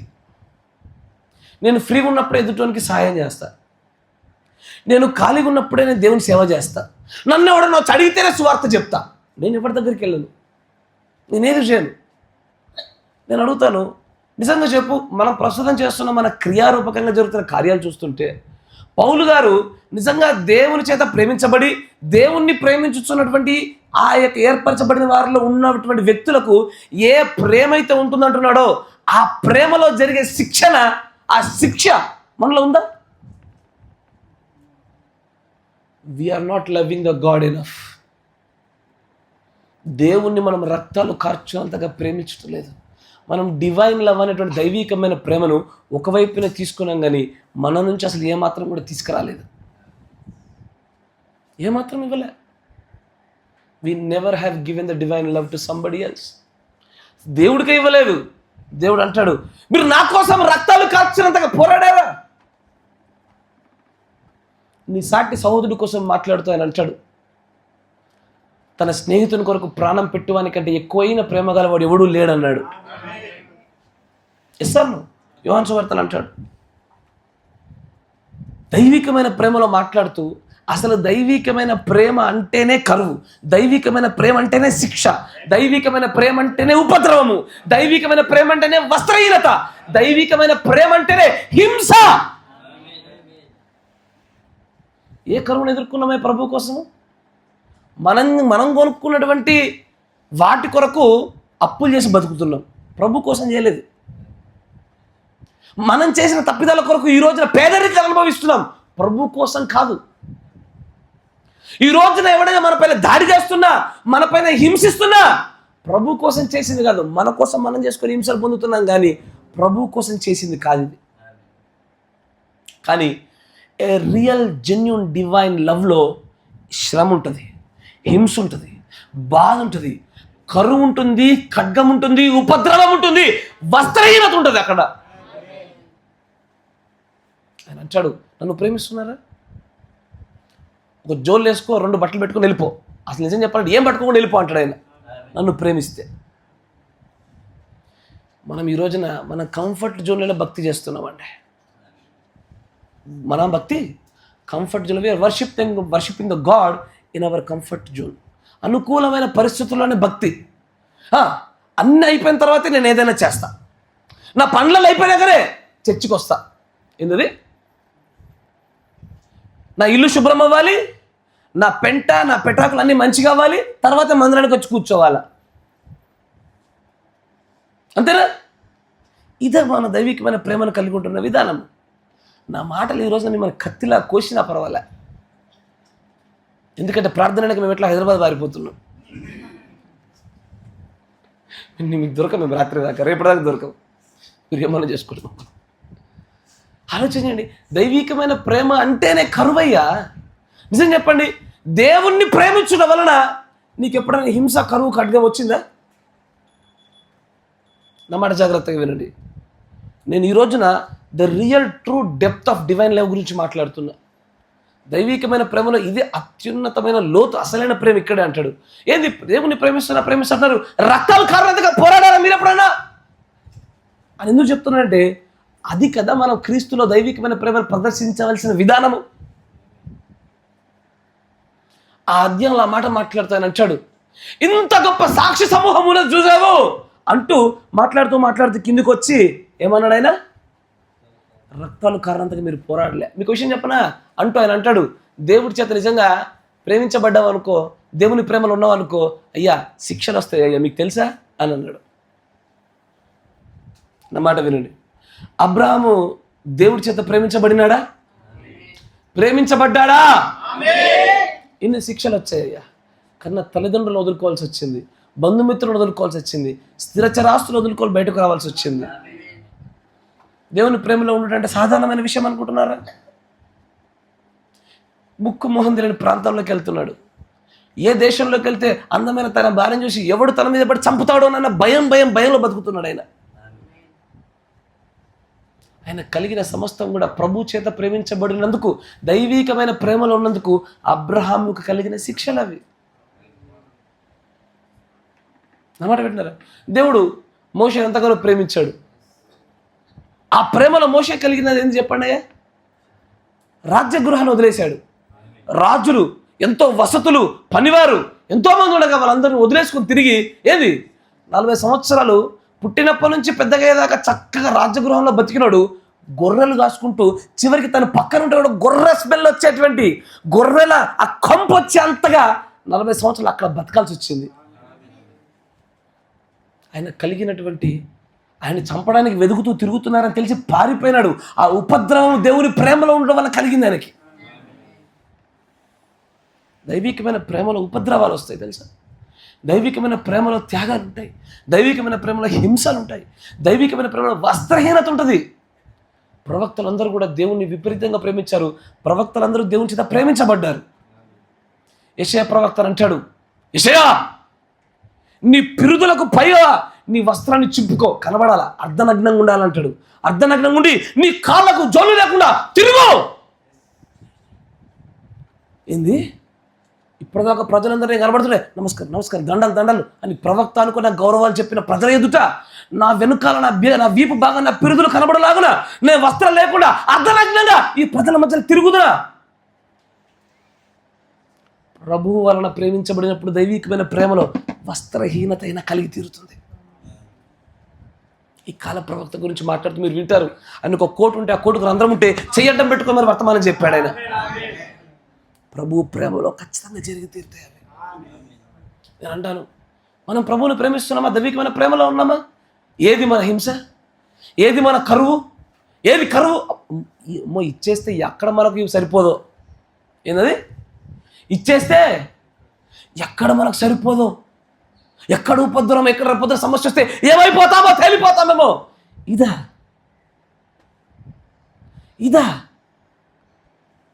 ఈ మధ్యకాలం ఒక సంఘశాఖ సహోదరి ఒక వీడియో చూసా, ఒక చిన్న షార్ట్. ఆ సహోదరుడు గట నేను ఊరికే చెప్తున్నట్లు మీకు అర్థమవునట్లుగా, ఎందుకంటే ఈ రోజున క్రైస్తవులకు ఆలోచన విధానాలు అట్లున్నాయి. ఆయన దశమ భాగం చాలా పెద్ద మొత్తంలో వస్తుందట, విపరీతమైన మొత్తంలో. ఇంత ఇస్తే పాస్టర్ గారు ఏం చేసుకుంటారులే అని సగం పాస్టర్కి ఇచ్చి సగం అందరికి పంచుతున్నట్ట, లేని వారికి. ఏంటది? సగం పాస్టర్ గారికి ఇచ్చి ఎందుకంటే చేస్తున్నాను నన్ను వేరే సహోదరుడు అడిగితే చెప్పాడంట, ఏం చేసుకుంటా పాస్టర్ ఊకే విలాసాలు చేస్తాడు, కార్లలో తిరుగుతాడు, అది తిరుగుతాడు. విన్నారు ఈ మాట? ఉంది, ఆన్లైన్లో ఉంది ఇది. అయితే అతనికి ఇంకో పాస్టర్ గారు సమాధానం చెప్పిండంట, ఏమని? మరి రేపొద్దున పాస్టర్ గారి తండ్రికి ఏమైనా హార్ట్ అటాక్ వస్తే సర్జరీ చేయాలి, ఒక 3 లక్షలు అవుతుంది, అప్పుడు ఇస్తావా? రేపొద్దున అలా భార్యకి యాక్సిడెంట్ అయిపోయి ఓ తలకే బ్రెయిన్ సర్జరీ జరగాల, ఒక పెద్ద అవసరం వచ్చింది, ఒక లోటు వచ్చింది, ఏదో జరిగింది సమస్య, అప్పుడు ఇస్తావు 5 లక్షలు? అప్పుడు ఇవ్వవు, అప్పుడు లెక్క. ఏ చెట్టుకి ఎంత గాలి ఉంటుంది ఎవరికి ఏం తెలుసు, అవునా? నేను మీకు మాట చెప్పనా, నేను మంచిగా జాలి చెప్తాను వినండి. ఒక నిజమైన దైవికమైన ప్రేరేపణలో ఉన్నటువంటి ఆత్మ నడిపించబడుతున్న కాపరి ఏ కంటికి తెలియకుండా అనేకమైనటువంటి హస్తాలకు తెలియకుండానే, రెండో చేతికి తెలియకుండా, తన భార్య కూడా తెలియకుండా సహాయం చేస్తాడు. నా మాట వింటారా? ఎవరికి ఎప్పుడు ఎంత అని నేను చెప్పను, నేను ఆ కార్యాన్ని చేస్తున్నాను కాబట్టి చెప్తున్నా, నేను దాన్ని పాటిస్తున్నా కాబట్టి చెప్తున్నా. కానీ ప్రజలకి ఇవి కనబడవు. ఒకవైపే జ్ఞానానికి ఒకవైపు చూస్తాం అంతే. ఆలోచన విధానాలు ప్రభు కోసం ఎక్కడయ్యా మళ్ళీ హింస కలుగుతుంది, ఎక్కడయ్యా కరువు కలుగుతుంది, కరువు కలవకుండా ఉండడం కొరకు భక్తిని మారేస్తాం, కానీ ప్రభు కోసం కరువును ఎదుర్కోలేము. ఈరోజు సందర్భం వచ్చింది కాబట్టి చెప్తున్నా, నా మాట వినండి. ఈరోజు సందర్భం వచ్చినట్టు చెప్తున్నా. చాలా రోజుల నుంచి నేను చెప్పాలనుకున్నా, నాకు ప్రభు యొక్క ప్రేరేపణ కలగలే. మన దగ్గర ఉన్నటువంటి సోదరుడికి గవర్నమెంట్ జాబ్ వచ్చింది. రావడానికంటే ముందు సాధారణమైన జీవితం గడిపాడు. ఇప్పుడు వచ్చిందిగా గవర్నమెంట్ జాబ్ వచ్చినాక కష్టాలు ఉంటాయా? అంటే డబ్బు విషయంలో ఆర్థికంగా నిరుకుల ఇబ్బందులు ఉంటాయా? చెప్పరయ్యా, ఉండవు కదా. నేను ఎంత అని చెప్పట్లేదు అమౌంట్, చాలా జాగ్రత్తగా వినండి. కానీ ఆ సహోదరుడు దేవుని కోసము ఒక మొక్కుబడి పెట్టుకున్నాడు. నేను నా జీవితకాలం నేను చచ్చిపోయే వరకు, నేను ఉద్యోగం కూడా నాకు వచ్చేటువంటి ఏ సంపాదన సరే నా 50% కంటే ఎక్కువ శాతాన్ని ప్రభుకి ఇస్తానని మొక్కుకున్నాడు ఆయన. ఎందుకు మాట చెప్తుంది తెలుసా? చాలా మంది నా ముందు కూర్చొని నా చెవుల దగ్గర, ఇంకేందండి గవర్నమెంట్ జాబ్ వస్తే అంత మంచిదేగా అని ఏది తెలియకుండా ఒకవైపు కూర్చొని మాట్లాడినారు. నేను ప్రభుని అడిగిన, ప్రభు నాకు ఒక రోజున నువ్వు ఎప్పుడు చెప్పమంటావు చెప్పు, నేను అప్పుడే చెప్తా. నాకు ప్రేరేపణ కావాలా, నాకు నడిపింపు కావాలా. ఈ రోజున మీ మధ్యలో పనిచేస్తున్న ప్రైవేట్ ఉద్యోగుల కంటే తక్కువ జీతం. అది తెలదా? నాకు 2 కూతురు ఉన్నారు, ఒక కొడుకున్నాడు, నాకు అప్పులు ఉన్నాయి, మా అమ్మ నాకు అప్పులు ఉన్నాయి, నేను తీర్చుకోవాలా తెలీదా? ప్రభు కోసం ఏర్పడినటువంటి కరువు అది. ఎట్లా అది వచ్చింది యానికేంది దానికి, నీకు అసలు వెనక ముందే తెలీదు. పాస్టర్కి ఎక్కువ డబ్బులు ఇస్తే ఏం చేస్తాడు, ఏం చేసుకుంటాడు, ఆయన విలాసాలు తిరుగుతాడు. నీకు పాస్టర్ ఏం చేస్తాడో నీకు తెలుసా? ఆయన ఎంతమందికి ఏం చేస్తా నీకు అవగాహన ఉందా? అసలు దైవ మందిరానికి నీ కాపర్ ఎంత పెడుతున్నాడో నీకు అవగాహన ఉందా? తెలీదు. మాటలు ఇసురుతారు, చూసారు, ఆశ్చర్యం కలుగుతుంది. ఇది కాదయ్యా భక్తి. దైవికమైన ప్రేమలో కరువు ఉంటుంది. దైవికమైన ప్రేమలో ఖచ్చితంగా ఒక ఉపద్రవం ఉంటుంది. ఈ సేవలోకి రావడానికంటే మునిపే నాకున్న అప్పు కన్నా 3 అప్పులో ఉన్నాయి. ఇప్పుడు నేను వచ్చిన తర్వాతే మీకోసం చేయలేదు, అది సేవలో చేశాను, దేవుడు మందిరం కోసం చేశాను. ఎందుకో తెలుసా? ఒక రోజున నన్ను అనాలా, నేను ఇచ్చిన శిక్షలో నువ్వు నీతిమంతుడిగా బయటకు వచ్చావు నన్ను పిలవాలి ఆయన. నేను ఇచ్చిన శిక్షలో నీతిమంతులు బయటకు వచ్చామని పిలవాలి ఆయన. మనుషుల కోసం చూపించుకునే చేసేది కాదు ఇది. నిజమైన దైవికమైన ప్రేమ అంటే ప్రభు కోసం హింసలు అనుభవించవలసిన పరిస్థితి వస్తుంది. రక్తాలు కారణంతగా మీరు ఇక పోరాడాలే అన్నప్పుడే నాకు భయం వేసింది. ఏంటి రక్తాలు కారణంతగా పోరాడాలా? ఇదేనా దైవికమైన ప్రేమ అంటూ దేవుని చేత ప్రేమించబడుచున్న వారు దేవుని ప్రేమ వల్లనే ఇదిగో వీటన్నిటిని జయించగలుగుతారు. ఈ రోజున ప్రభు ప్రేమలో ఓ హింసనో, ఓ ఖడ్గాన్నో, ఓ వస్త్రహీనతనో, ఒక ఉపద్రవాన్నో దేన్ని మనం జయించలేకపోతున్నాం, దాని దగ్గర కూడా వెళ్ళలేకపోతున్నామంటే కారణం ఏంటి తెలుసా? ప్రేమించుచున్నటువంటి ఆ దేవుని మూలంగా వాటిని మనం జయించలేని పరిస్థితిలో నిలబడిపోయినాం కాబట్టి. We are not having a greatest victory in these. దైవికమైనటువంటి ప్రేమ గుండా విజయాన్ని మనం పొందుకోలేకపోతున్నాం. We are not loving the God enough. మన మనం జయించలేకపోతున్నాం, మనం నిజంగానే జయించలేకపోతున్నాం. ఆయన అంటాడు ఏమని, ప్రేమించుచున్న దేవుని మూలంగా ఇదిగో పైన వాటన్నిటిని మనం జయించగలుగుతున్నాం అంటారు. మనం జయించగలుగుతున్నామా? వీటిలో ఓడిపోతూ దైవికమైన ప్రేమ ఉందని మనం చెప్పుకోవడానికి అర్హులం కాదయ్యా. ఆయన అంటాడు ఇంత గొప్ప సాక్షి సమూహము. ఏ సాక్షి సమూహము? దేవుడి చేత ప్రేమించబడి శిక్ష వెంబడి శిక్ష, శిక్ష వెంబడి శిక్ష అప్పచెప్పబడినటువంటి ప్రజలను చూసాం మనం. దేవుడు నోవాహును ప్రేమించాడయ్యా. ఎన్ని అవమానాలు పడాల్సి వచ్చింది ఆయన, ఎన్ని అపనిందలు పడాల్సి వచ్చింది ఆయన. 120 ఏళ్ళు వరుస వెంబడి వరుస మాటలు పడుతూనే ఉన్నాడు ఆయన. ఆ 120 ఏళ్లలో తన కుటుంబం ఎన్నిసార్లు తన నమ్మకాన్ని కోల్పోయినప్పుడు మరలా తిరిగి నమ్మకాన్ని ఎన్నిసార్లు కట్టుకోవాల్సి వచ్చిందో. మోషే అవ్వచ్చు, అబ్రహాం అవ్వచ్చు, ఆ సాక్ష్య మోహన్ చెప్తా ఉంటాడు. ఒక రాహాబ్ అనే వేశ్యను గురించి కూడా రాస్తాడు దాంట్లో. రాహాబ్ అనే వేశ్య దేవుని అధికంగా ప్రేమించి ఒకవేళ ఆ వేగు చూచిన వారికి నేను ఇచ్చిన ఆశ్రయం గురించి తెలిస్తే చంపుతారని, మరణము నా వెంటనే నా మార్గం ఏందని నిలబడిందని తెలిసినా సరే, బికాజ్ షీ లవ్డ్ గాడ్, దేవుని అధికంగా ప్రేమించిన దానికి తన ప్రాణాన్ని సరే అడ్డుపెట్టైనా సరే కాపాడే ప్రయత్నం చేసింది. అయ్యా, యేసు ప్రభు యొక్క శిష్యులు మాత్రమే దేవుని అత్యధికంగా ప్రేమించిన వారికి మనకు సాదృశ్యంగా కనబడుతూ ఉంటారు. వాళ్ళ కుటుంబాన్ని వదలలేదా? వాళ్ళు ఏదైనా దాచుకున్నారా? వారు ఏమైనా విచితంగా నడిచారా? ఉపద్రవాలు ఎదుర్కోలేదు. నేను మరలా చెప్తున్నా, అందరూ ఒకే విశ్వాస పరిమాణంలో ఉంటారని నేను చెప్పడం లేదు, కానీ మనం అందరం విశ్వాసంలో ఏకత్వాన్ని పొందుకోవడానికి ఇక్కడికి వచ్చాం. ప్రభు కోసం వీటన్నిటిని ఎదుర్కొనగలిగే స్థాయిలోకి వచ్చి ఆయన ప్రేమ గుండా వీటన్నిటిని జయించినప్పుడయ్యా నిజంగా మనం దైవికమైన ప్రేమలో ఎదిగినట్లు ఉన్నట్లు. ఆ స్థాయిని దాటాల, ఆ స్థాయి దాటి ముందుకెళ్ళగలగాల. అంతేగాని దేవుని ప్రేమిస్తున్నామా? ప్రేమిస్తున్నావు అంటే నా దగ్గర బైబిల్లో ఉన్నటువంటి లేఖనాల యొక్క కొలమానాన్ని తీసుకొచ్చి ముందు పెడతా. ప్రభు కోసం నీకు శ్రమ వచ్చిందా నాకు చూపించు. బ్రదర్, ఇగో నేను ప్రభు కోసం నిలబడడం వల్ల నాకు ఈ ఉపద్రవం వచ్చింది, నేను ప్రభు కోసం నిలబడడం వల్ల నాకు ఈ వస్త్రహీనత వచ్చింది. వాక్యం కోసం నిలబడటం వలన దేవుడు ప్రేమపూర్వకంగా ఉండమన్నాడు కాబట్టి నేను ప్రేమగా ఉండడం వల్లే నాకు ఈ నష్టం వచ్చింది అని నాకు చూపించు ఒకసారి. నిలబడలేదయ్యా, నిలబడలేదు. దైవికమైన ప్రేమ అంటే ఏంటో తెలుసు. ఆయన అందుకే అంటాడు ఏమని, ఆయన నిన్ను నన్ను ప్రేమిస్తున్నానని చెప్పడం కొరకు ఈ ప్రపంచంలో దేని చేత వెలకట్టలేనట్టు తన కుమారుని అప్పచెప్పాడు ఆయన. మరి మనం ప్రేమిస్తున్నాం అనడానికి మన దగ్గర ఏముంది? సండే చర్చ్కి వచ్చేస్తే ప్రేమ చూపించినట్లేనా ప్రభు అంటే? ఇది ఇంట్లో కూర్చొని కాసేపు పాటలు పాడుకొని ప్రార్థన చేసిన మాత్రాన ప్రభు పట్ల మనం ప్రేమ చూపించినట్లా? ఆయన అంటాడు ఇదిగో దేవుడు ఇచ్చే శిక్షలోనే ప్రేమ దాగింది, అంతేనా? దేవుడు ఎవరినైతే ప్రేమిస్తాడో వారికి శిక్షిస్తాడు. ఆ శిక్షలో కలిగేటువంటి ఏవైతే ఆ శిక్షలున్నాయో ఈ శిక్షలు ఆయన ప్రేమ నుంచి మనల్ని ఎడబాపు. మీరు వింటున్నారా? ప్రేమిస్తుంటే శిక్షలు వస్తాయి, ఆ శిక్షలు ఆయన ప్రేమ నుంచి మనల్ని ఎడబాపకుండా కాపాడుతూ ఉంటాయి. అందుకే ఆ సాక్షి సమూహం గురించి మాట్లాడుతూ అంటాడు 11వ అధ్యాయం, మీరు ఇంటికి వెళ్ళి చదువుకోండి. ఆ సాక్షి సమూహం ఏంటి, వారికి కలిగిన శ్రమలు అంటే చెప్తూ ఉంటాడు. అయ్యా, యోసేపును ప్రేమిస్తే యోసేపు మామూలు కష్టాలు పడ్డాడా? అయ్యా, ఒక చిన్న వయసులో తల్లిదండ్రులు వదులుకొని పారిపోయి ఎక్కడో దాస్యత్వంలో బతికి జైళ్ళలో బతకాల్సి బతికొచ్చింది ఆయనకి. తల్లిదండ్రులని బాల్యదశలో పోగొట్టుకోవడం అంటే సాధారణమైన విషయమా? చిన్న విషయమా? ఓ నీడ లేదు, ఓ సొంతిల్లు లేదు, ఎప్పుడు తిండి దొరుకుతుందో ఎప్పుడు దొరకదో కూడా తెలియదు. ప్రభువుని ప్రేమించటం వలన కలిగేటువంటి ఆ హింసలు, ఆ ఉపద్రవాలు లేకుండా దైవికమైన ప్రేమలో ఉన్నామని దయచేసి ఎవరు అనబాకండి. దేవుణ్ణి ప్రేమించుతున్నామని నోటి మాటగా మనం మాట్లాడకూడదు. మన క్రియలు కనపరచబడాలా, మన క్రియలే చూపిస్తూ ఉంటాయి. ఒకసారి మన గత జీవితం వెనుక తీసుకొని నా జీవితంలో ఏ కార్యాల వల్ల నేను ప్రభువుని బాగా ప్రేమిస్తున్నట్టు కనబడుతుందో ఒకసారి చూసుకుందాం. నేను డబ్బు ఇచ్చాను బ్రదర్, ఎప్పుడు ఇచ్చావు? అధికంగా ఉన్నప్పుడు కొంత ఇచ్చావు, అంతేనా? సాధారణంగా క్రైస్తవుల యొక్క పద్ధతి అట్లే ఉంటుంది. Yes or no? నా దగ్గర 10 లక్షలు ఉంటే 10,000 ఇచ్చాను, అంతేగా?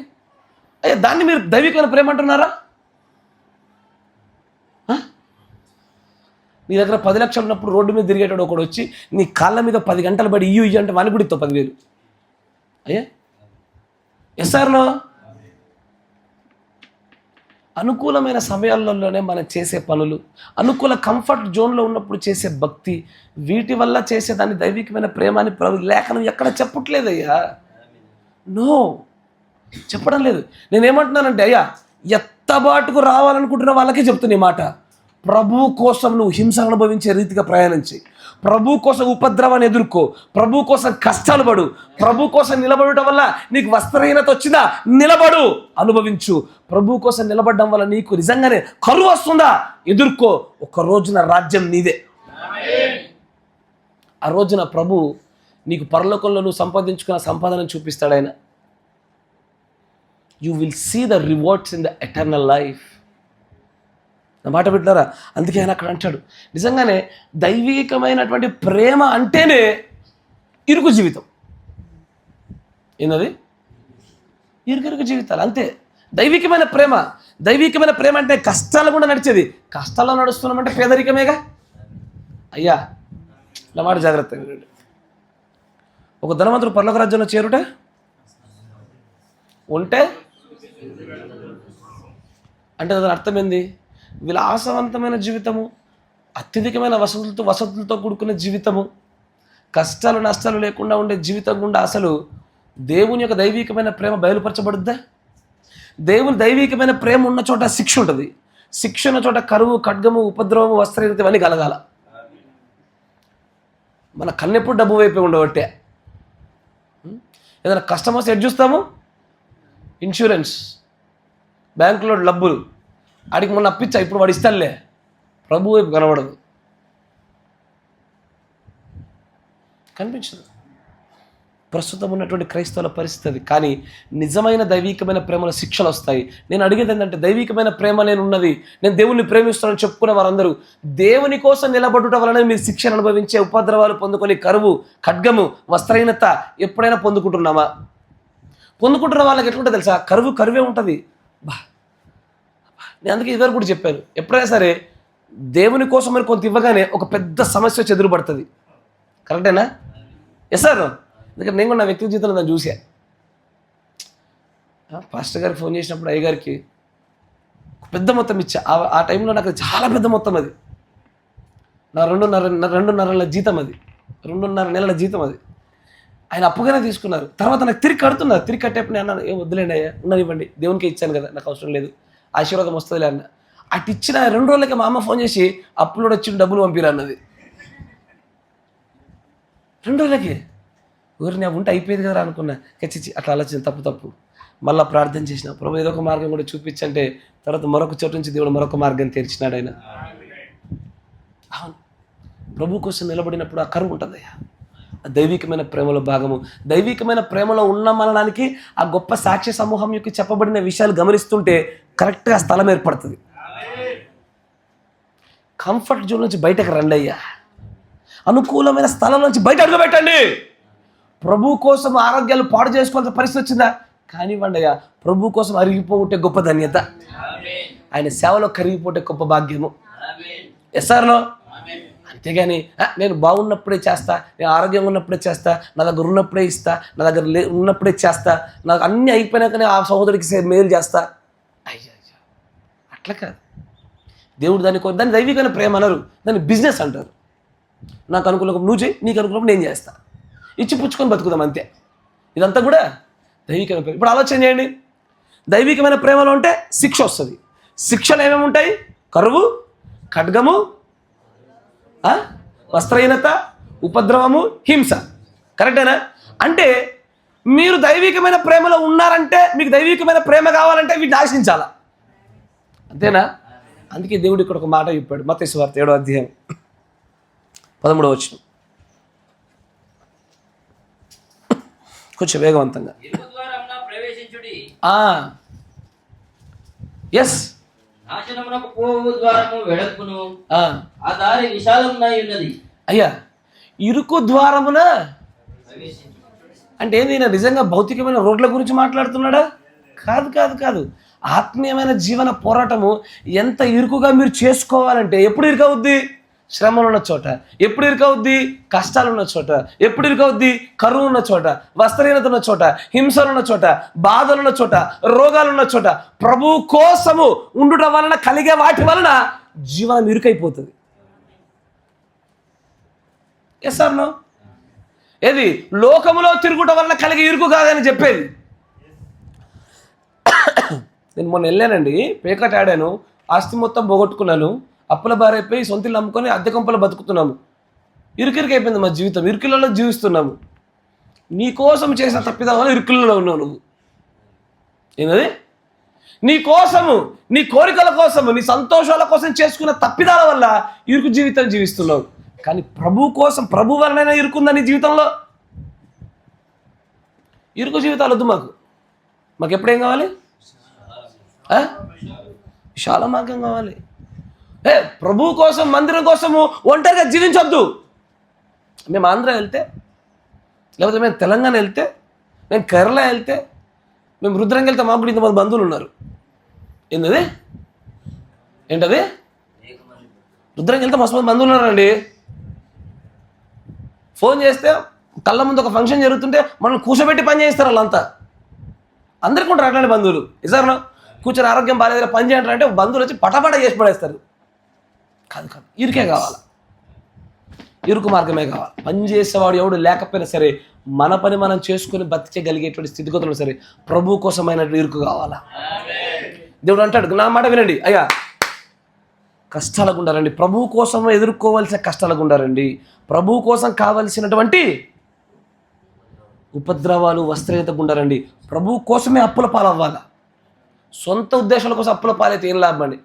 నా మాట ఏంటండి, నేను స్థలంగా ఉన్నా అప్పుల పాలైనా ఎవరికి లాభము? ప్రభు గాడ్ బ్లెస్ యూ నాన్న చక్కగా చేసామంటాడా? ఏంటది? ఓ స్థలంగా ఉన్నావు, అప్పైంది, ఎవరికి? దేనికి? ఎవరికి ఉపయోగం అది? నీ సంతోషం కోసం నువ్వు కొనుక్కున్నావు, అప్పుల పాలైనావు. ఇసార్లో ఎందుకు ఈ మాట చెప్తున్నాను సార్? అసలు ఈ వర్తమానం నేను మీకు చెప్పడం గల కారణం ఏంటో తెలుసా? ఇది ఈ గడియ వర్తమానంలో దేవుని యొక్క ఈ కాల ప్రవక్తకి ఎదురైన ఒక సందర్భంగా ఉండాలని నేను ఈ వర్తమానం మీ ముందుకు తీసుకొచ్చాను. నా మాట జాగ్రత్తగా, స్టాండింగ్ ఇన్ ద గ్యాప్ అనే వర్తమానం, ఖాళీలో నిలబడి అనే వర్తమానం తీయండి. ఇప్పుడు చూపిస్తాను, మీకు అర్థమవుద్ది.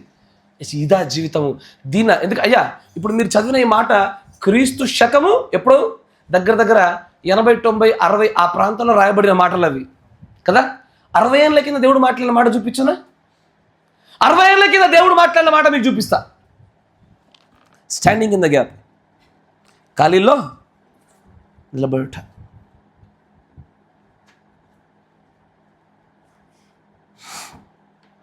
పోయి 63-0623M 63-0623Mలో ఆయన జీవిత చరిత్రలో జరిగినటువంటి ఒక సందర్భాన్ని సోదరుడు బ్రహ్నం గారు చెప్తారు. చూడండి, 130వ పేర. తెలుగులో ఉందమ్మా? తెలుగులో ఉంటుంది, ఖాళీలో నిలబడుట. తెలుగులో ఉంటే మిగతా వాళ్ళందరికీ అర్థమవుతుంది. ఒకేసారి ముగించేయవచ్చు. గట్టిగా చదవండి. అప్పుడు నేను ఈ మార్లిన్ మన్రోను జ్ఞాపకము చేసుకున్నాను. మెర్లిన్ మోన్రో అంటే ఒక 60 ఏళ్ళ కింద హాలీవుడ్లో చాలా అందగతే, ఒక హాలీవుడ్లో నటించేటువంటి ఒక నటి. కానీ ఆమె సూసైడ్ చేసుకుందని ఒక పెద్ద కాంట్రవర్షియల్గా సాగింది ఆ విషయం. ఆమెను గురించి మాట్లాడతాను అంటాడు. ఆమె వారం రోజులకు చనిపోవుననగా నేను ఆమెను చూచాను. ఎస్, ఆమె ఆత్మహత్య చేసుకున్నదని వారు అన్నారు కానీ అది నిజమా కాదు. ఆమె ఆత్మహత్య చేసుకుంది అనుకున్నారు కానీ నిజం కాదు అది. దానిని గూర్చి ముందుగానే నేను చెప్పాను. ఏమి జరుగునో ఎట్లా జరుగునో నేను చెప్పాను. ఆ బాక్సర్ను గూర్చుకోవడని చెప్పాను. ఒకరినొకరు ఎట్లు చంపుకుందరో చెప్పాను. నేను ఆ బాలికలను తప్పుగా అర్థం చేసుకున్నాను. అక్కడ మరి ఒక బాలిక ఉన్నది. ఆమె బంధువు డానీ హెన్రీ. ఆమె పేరు ఏమిటి? జెన్ రసెల్. ఆమె బంధువు ఒక బాప్టిస్ట్ అబ్బాయి. నా మాట వినండి. ఆ మెర్లిన్ మోన్రో అనేటువంటి ఆ నటికి ఇది రియల్గా జరిగిన రియల్ స్టోరీ, ఒక సాక్ష్యం. మంచిగా వినండి. ఆమెకు ఒక సహోదరి ఉంది, ఆమె పేరు జెన్ రసెల్. వాళ్ళ కజిన్ అంటే వాళ్ళ అన్న వరుసలో అయ్యేటువంటి ఒక అబ్బాయి, అతని పేరు డానీ హెన్రీ.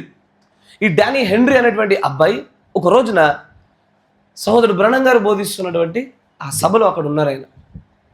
అప్పటిదాకా బోధిస్తున్నారు, నిలబడి బోధించడం అయిపోయింది. స్టేజ్ మీద నుంచి మెల్ల కింది దిగుతున్నారు. ఆ దిగిన సందర్భంలో అక్కడ జరిగిన ఒక సందర్భము, దైవికంగా ఏర్పాటైనటువంటి ఒక చిన్న సంభాషణ, దానిలో దేవుని మాటలు చూపిస్తాడు. ఆ మాటలు వింటుంటే చాలా అద్భుతంగా ఉంటుంది. చూడండి, గమనించనా, చదవండి 131 పేర. బిజినెస్ మ్యాన్ అల్పాహార విందులో లాస్ ఏంజల్ యొక్క నేను బోధించుంటిని. ఆ సంస్థలలో ఏదో ఉన్నది. ఆ సంస్థల యొక్క అధిపతి అక్కడ కూర్చొని ఉండెను. గొప్ప హోదా గలవారు అక్కడ కూడి ఉండిరి. నేను బోధించిన తర్వాత వేదికను విడిచిపెట్టాను, సిద్ధపడుచున్నాను. ఆ వర్తమానము రేడియో ద్వారా దేశమంతటికి ప్రసారం చేయబడినది. అది మారి తిరిగి రావలసి ఉన్నది. ఈ మార్పు సమయంలోనే అతడు రేడియోను ఆఫ్ చేసెను. ఆ వర్తమానమును బయటకు పంపవలసి ఉన్నారు. అప్పుడు అది బయటకు వచ్చి స్టేషన్ వెల్లడి చేయను. నేను క్లిఫ్టన్ యొద్ద అల్పాహారం భుజించి తిని పై వేదిక మీద నుండి క్రింది దాని మీదకి నేను దిగుచుండగా దాదాపు 30 సంవత్సరముల వయసులో ఉన్న చక్కని అందమగు యువకుడు నన్ను అలింగనము చేసుకునేను. నేను డానీ హెన్రీని అని అతడు పరిచయం చేసుకొనిను. టెలివైజింగ్ చేయించున్నది అతని సోదరుడినని నాకు తెలియదు. క్రైస్తవ బిజినెస్ మ్యాన్ ప్రసారము వారే చేయుదురు. చలనచిత్ర తారాకు జనరసెల్కు అతడు సమీప బంధువు. ఆమె తల్లి ఒక పెంతుకోస్తు బోధకురాలు. చాలు, ఇక్కడ ఏం జరిగిందంటే ఆయన ఆ సభలో నిలబడి ఆ రంగస్థలం పైన బోధించవలసింది బోధించాడు. బోధించిన తర్వాత ఆ పుల్పిట్ మీద ఇట్లా మెట్లు దిగుతూ కిందికి వస్తున్నాడు. కిందికి వచ్చే సమయానికి 30 సంవత్సరాలు కలిగినటువంటి ఒక వ్యక్తి, ఆయన పేరు డానీ హెన్రీ, ఆయన వచ్చి సోదరు బ్రహ్నం గారిని పట్టుకొని షేక్ హ్యాండ్ ఇచ్చి, brother praise Lord, God bless you, మీరు చెప్పిన వర్తమానం చాలా బాగుంది. మీరు చెప్పిన దాన్ని బట్టి చూస్తుంటే ప్రకటన గ్రంథంలో 23వ అధ్యాయంగా అలా కనబడుతుంది. ప్రకటన గ్రంథం 22 ఉంటాయిగా, కానీ 23వ అధ్యాయంగా మలచబడేంత ఆ స్థాయి వర్తమానంగా ఉంది అని ప్రశంసిస్తూ అకస్మాత్తుగా ఆ సహోదరుడు ఉన్న చోటే భాషల్లో మాట్లాడ మొదలుపెట్టాడు.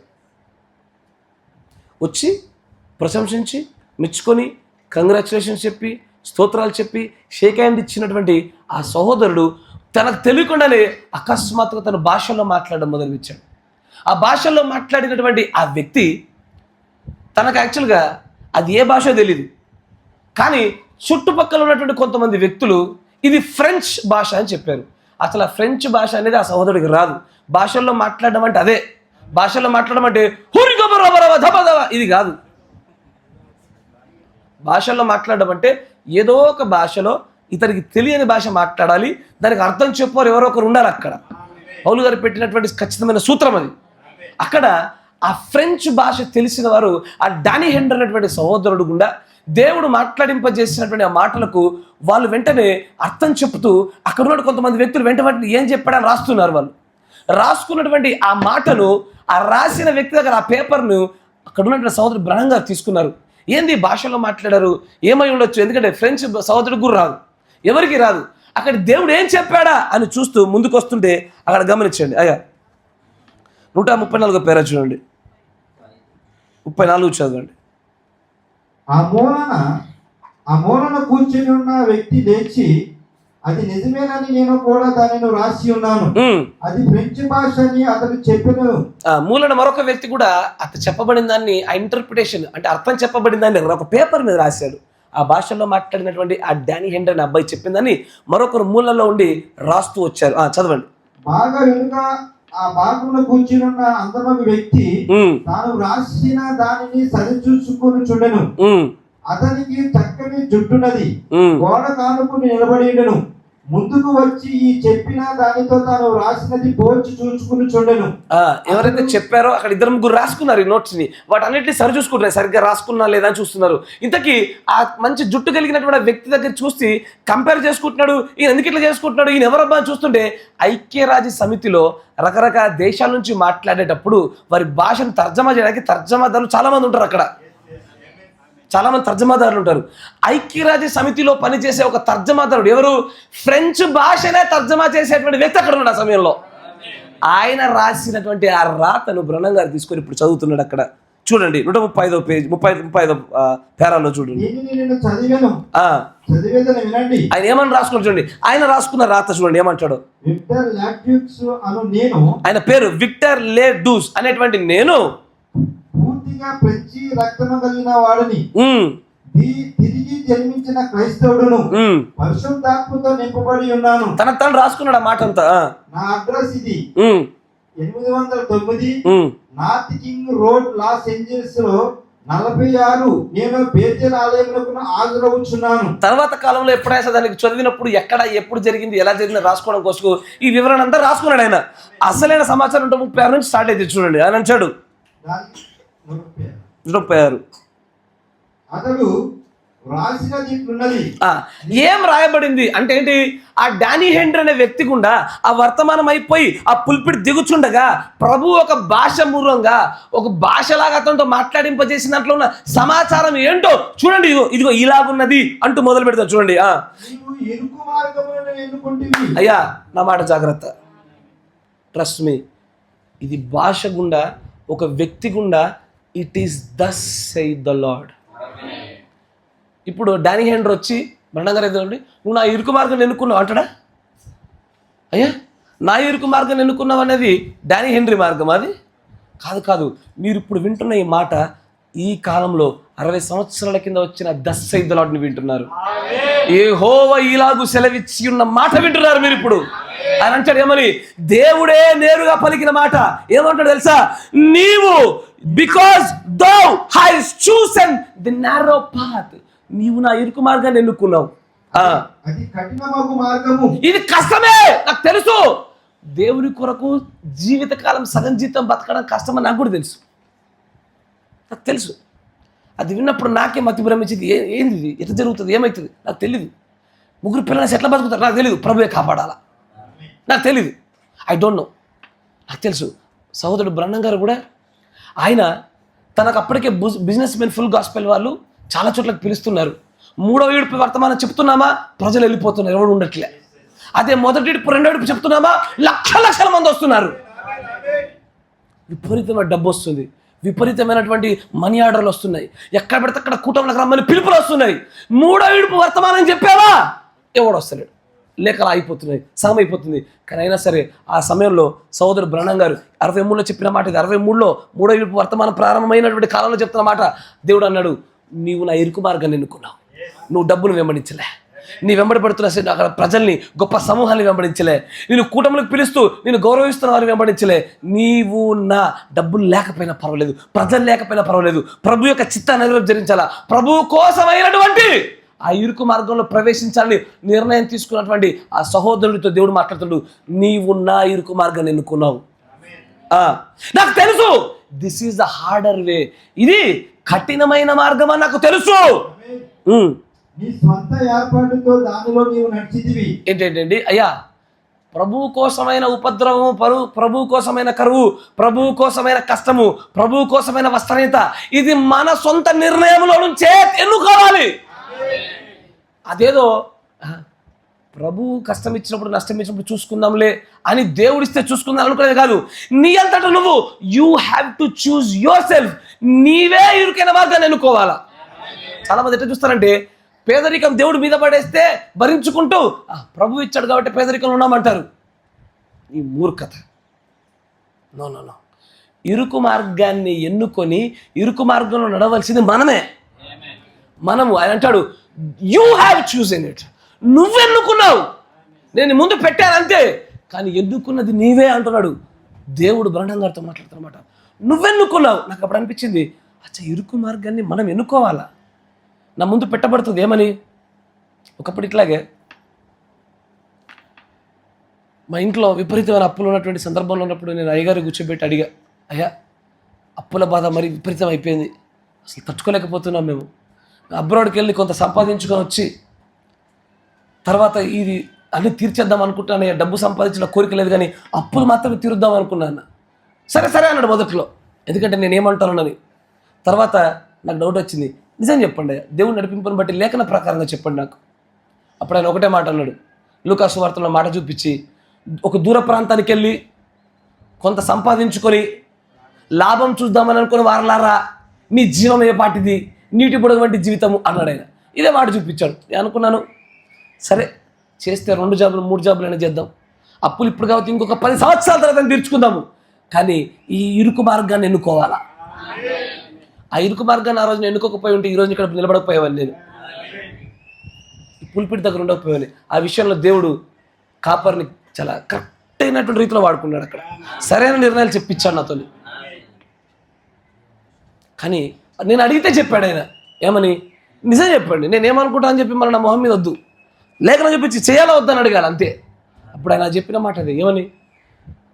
అప్పులు ఇప్పుడు కాబట్టి ఇంకొక అలాగే తీరుతాయినన్నా, సహవాసానికి దూరం అయిన తర్వాత, సంఘానికి దూరం అయిన తర్వాత, వర్తమానానికి దూరం జరిగిన తర్వాత, అక్కడ నువ్వు పడిపోతే ఎట్లా, నువ్వు ప్రాణం పోతే ఎట్లా, ఎత్తబాటో చేస్తావు అన్నప్పుడు నాకు అనిపించింది, లేదు ఈ విశాల మార్గాలు వద్దు, పోతే పోలే ఇరుకు మార్గం కూడా వెళ్దాం. ఇప్పుడు తీరే అప్పులు ఇంకొంత కాలమైన తీరుతాయి, తీరని పోయేదేముంది. నాకేమైనా ఆహారం తక్కువైందా? నేను నా తల్లిదండ్రులను చూసుకోలేకపోతున్నా? నాకేమైనా కొరతగా ఉంచాడు దేవుడు ఎప్పుడన్నా? లేదే. ఎవడో మీద పడి కొంత నన్ను బాధ పెడుతున్నాడు, పెట్టని. ప్రభువే నా విమోచకుడు. మనం ఎన్నుకోవాలి ఇరుకు మార్గాల్ని, మనం తీసుకోవాలి అలాంటి కఠినమైన నిర్ణయాలు మనం తీసుకోవాలి. విశాల మార్గం కూడా తీసుకుంటే ఏమవుతుంది, ఏం జరుగుతుంది? ఇట్టాగా మాకు బంధువు ఉన్నాడు, వాడంటే ఫారెన్కి వెళ్ళినాడు. ఆ సమయంలో ఫారెన్లో సాధారణంగా అందరికీ 50,000 జీతం వస్తేనే చాలా పెద్ద జీతం. నేను చాలా సంవత్సరాల కింద ముచ్చట చెప్తా ఉన్నా. వాడికి ఒక కంపార్ట్మెంట్కి మేనేజర్కి ఇచ్చారు, ఒక పెద్ద షాపింగ్ మాల్లో. ఆయనకి అప్పుడే 70 వచ్చేది. అప్పట్లోనే మనకు తెలుసుగా, నా సోదరుడు సాక్షి అందరికి నేను చెప్పే దాంట్లో అబద్ధం లేదని చెప్పడానికి నాకు సాక్షి కూడా ఉన్నాడు. పూర్తి స్థాయిలో పాడైపోయినారు, పూర్తి స్థాయిలో. పోయేటప్పుడు ఉన్నటువంటి ఆ దీనత్వం లేదు, పోయేటప్పుడు ఉన్నటువంటి ఆ భక్తి లేదు, పోయినప్పుడు ఉన్నటువంటి ఆ ప్రేమలు లేవు, వచ్చేసరికి మొత్తం పాడైపోయినారు.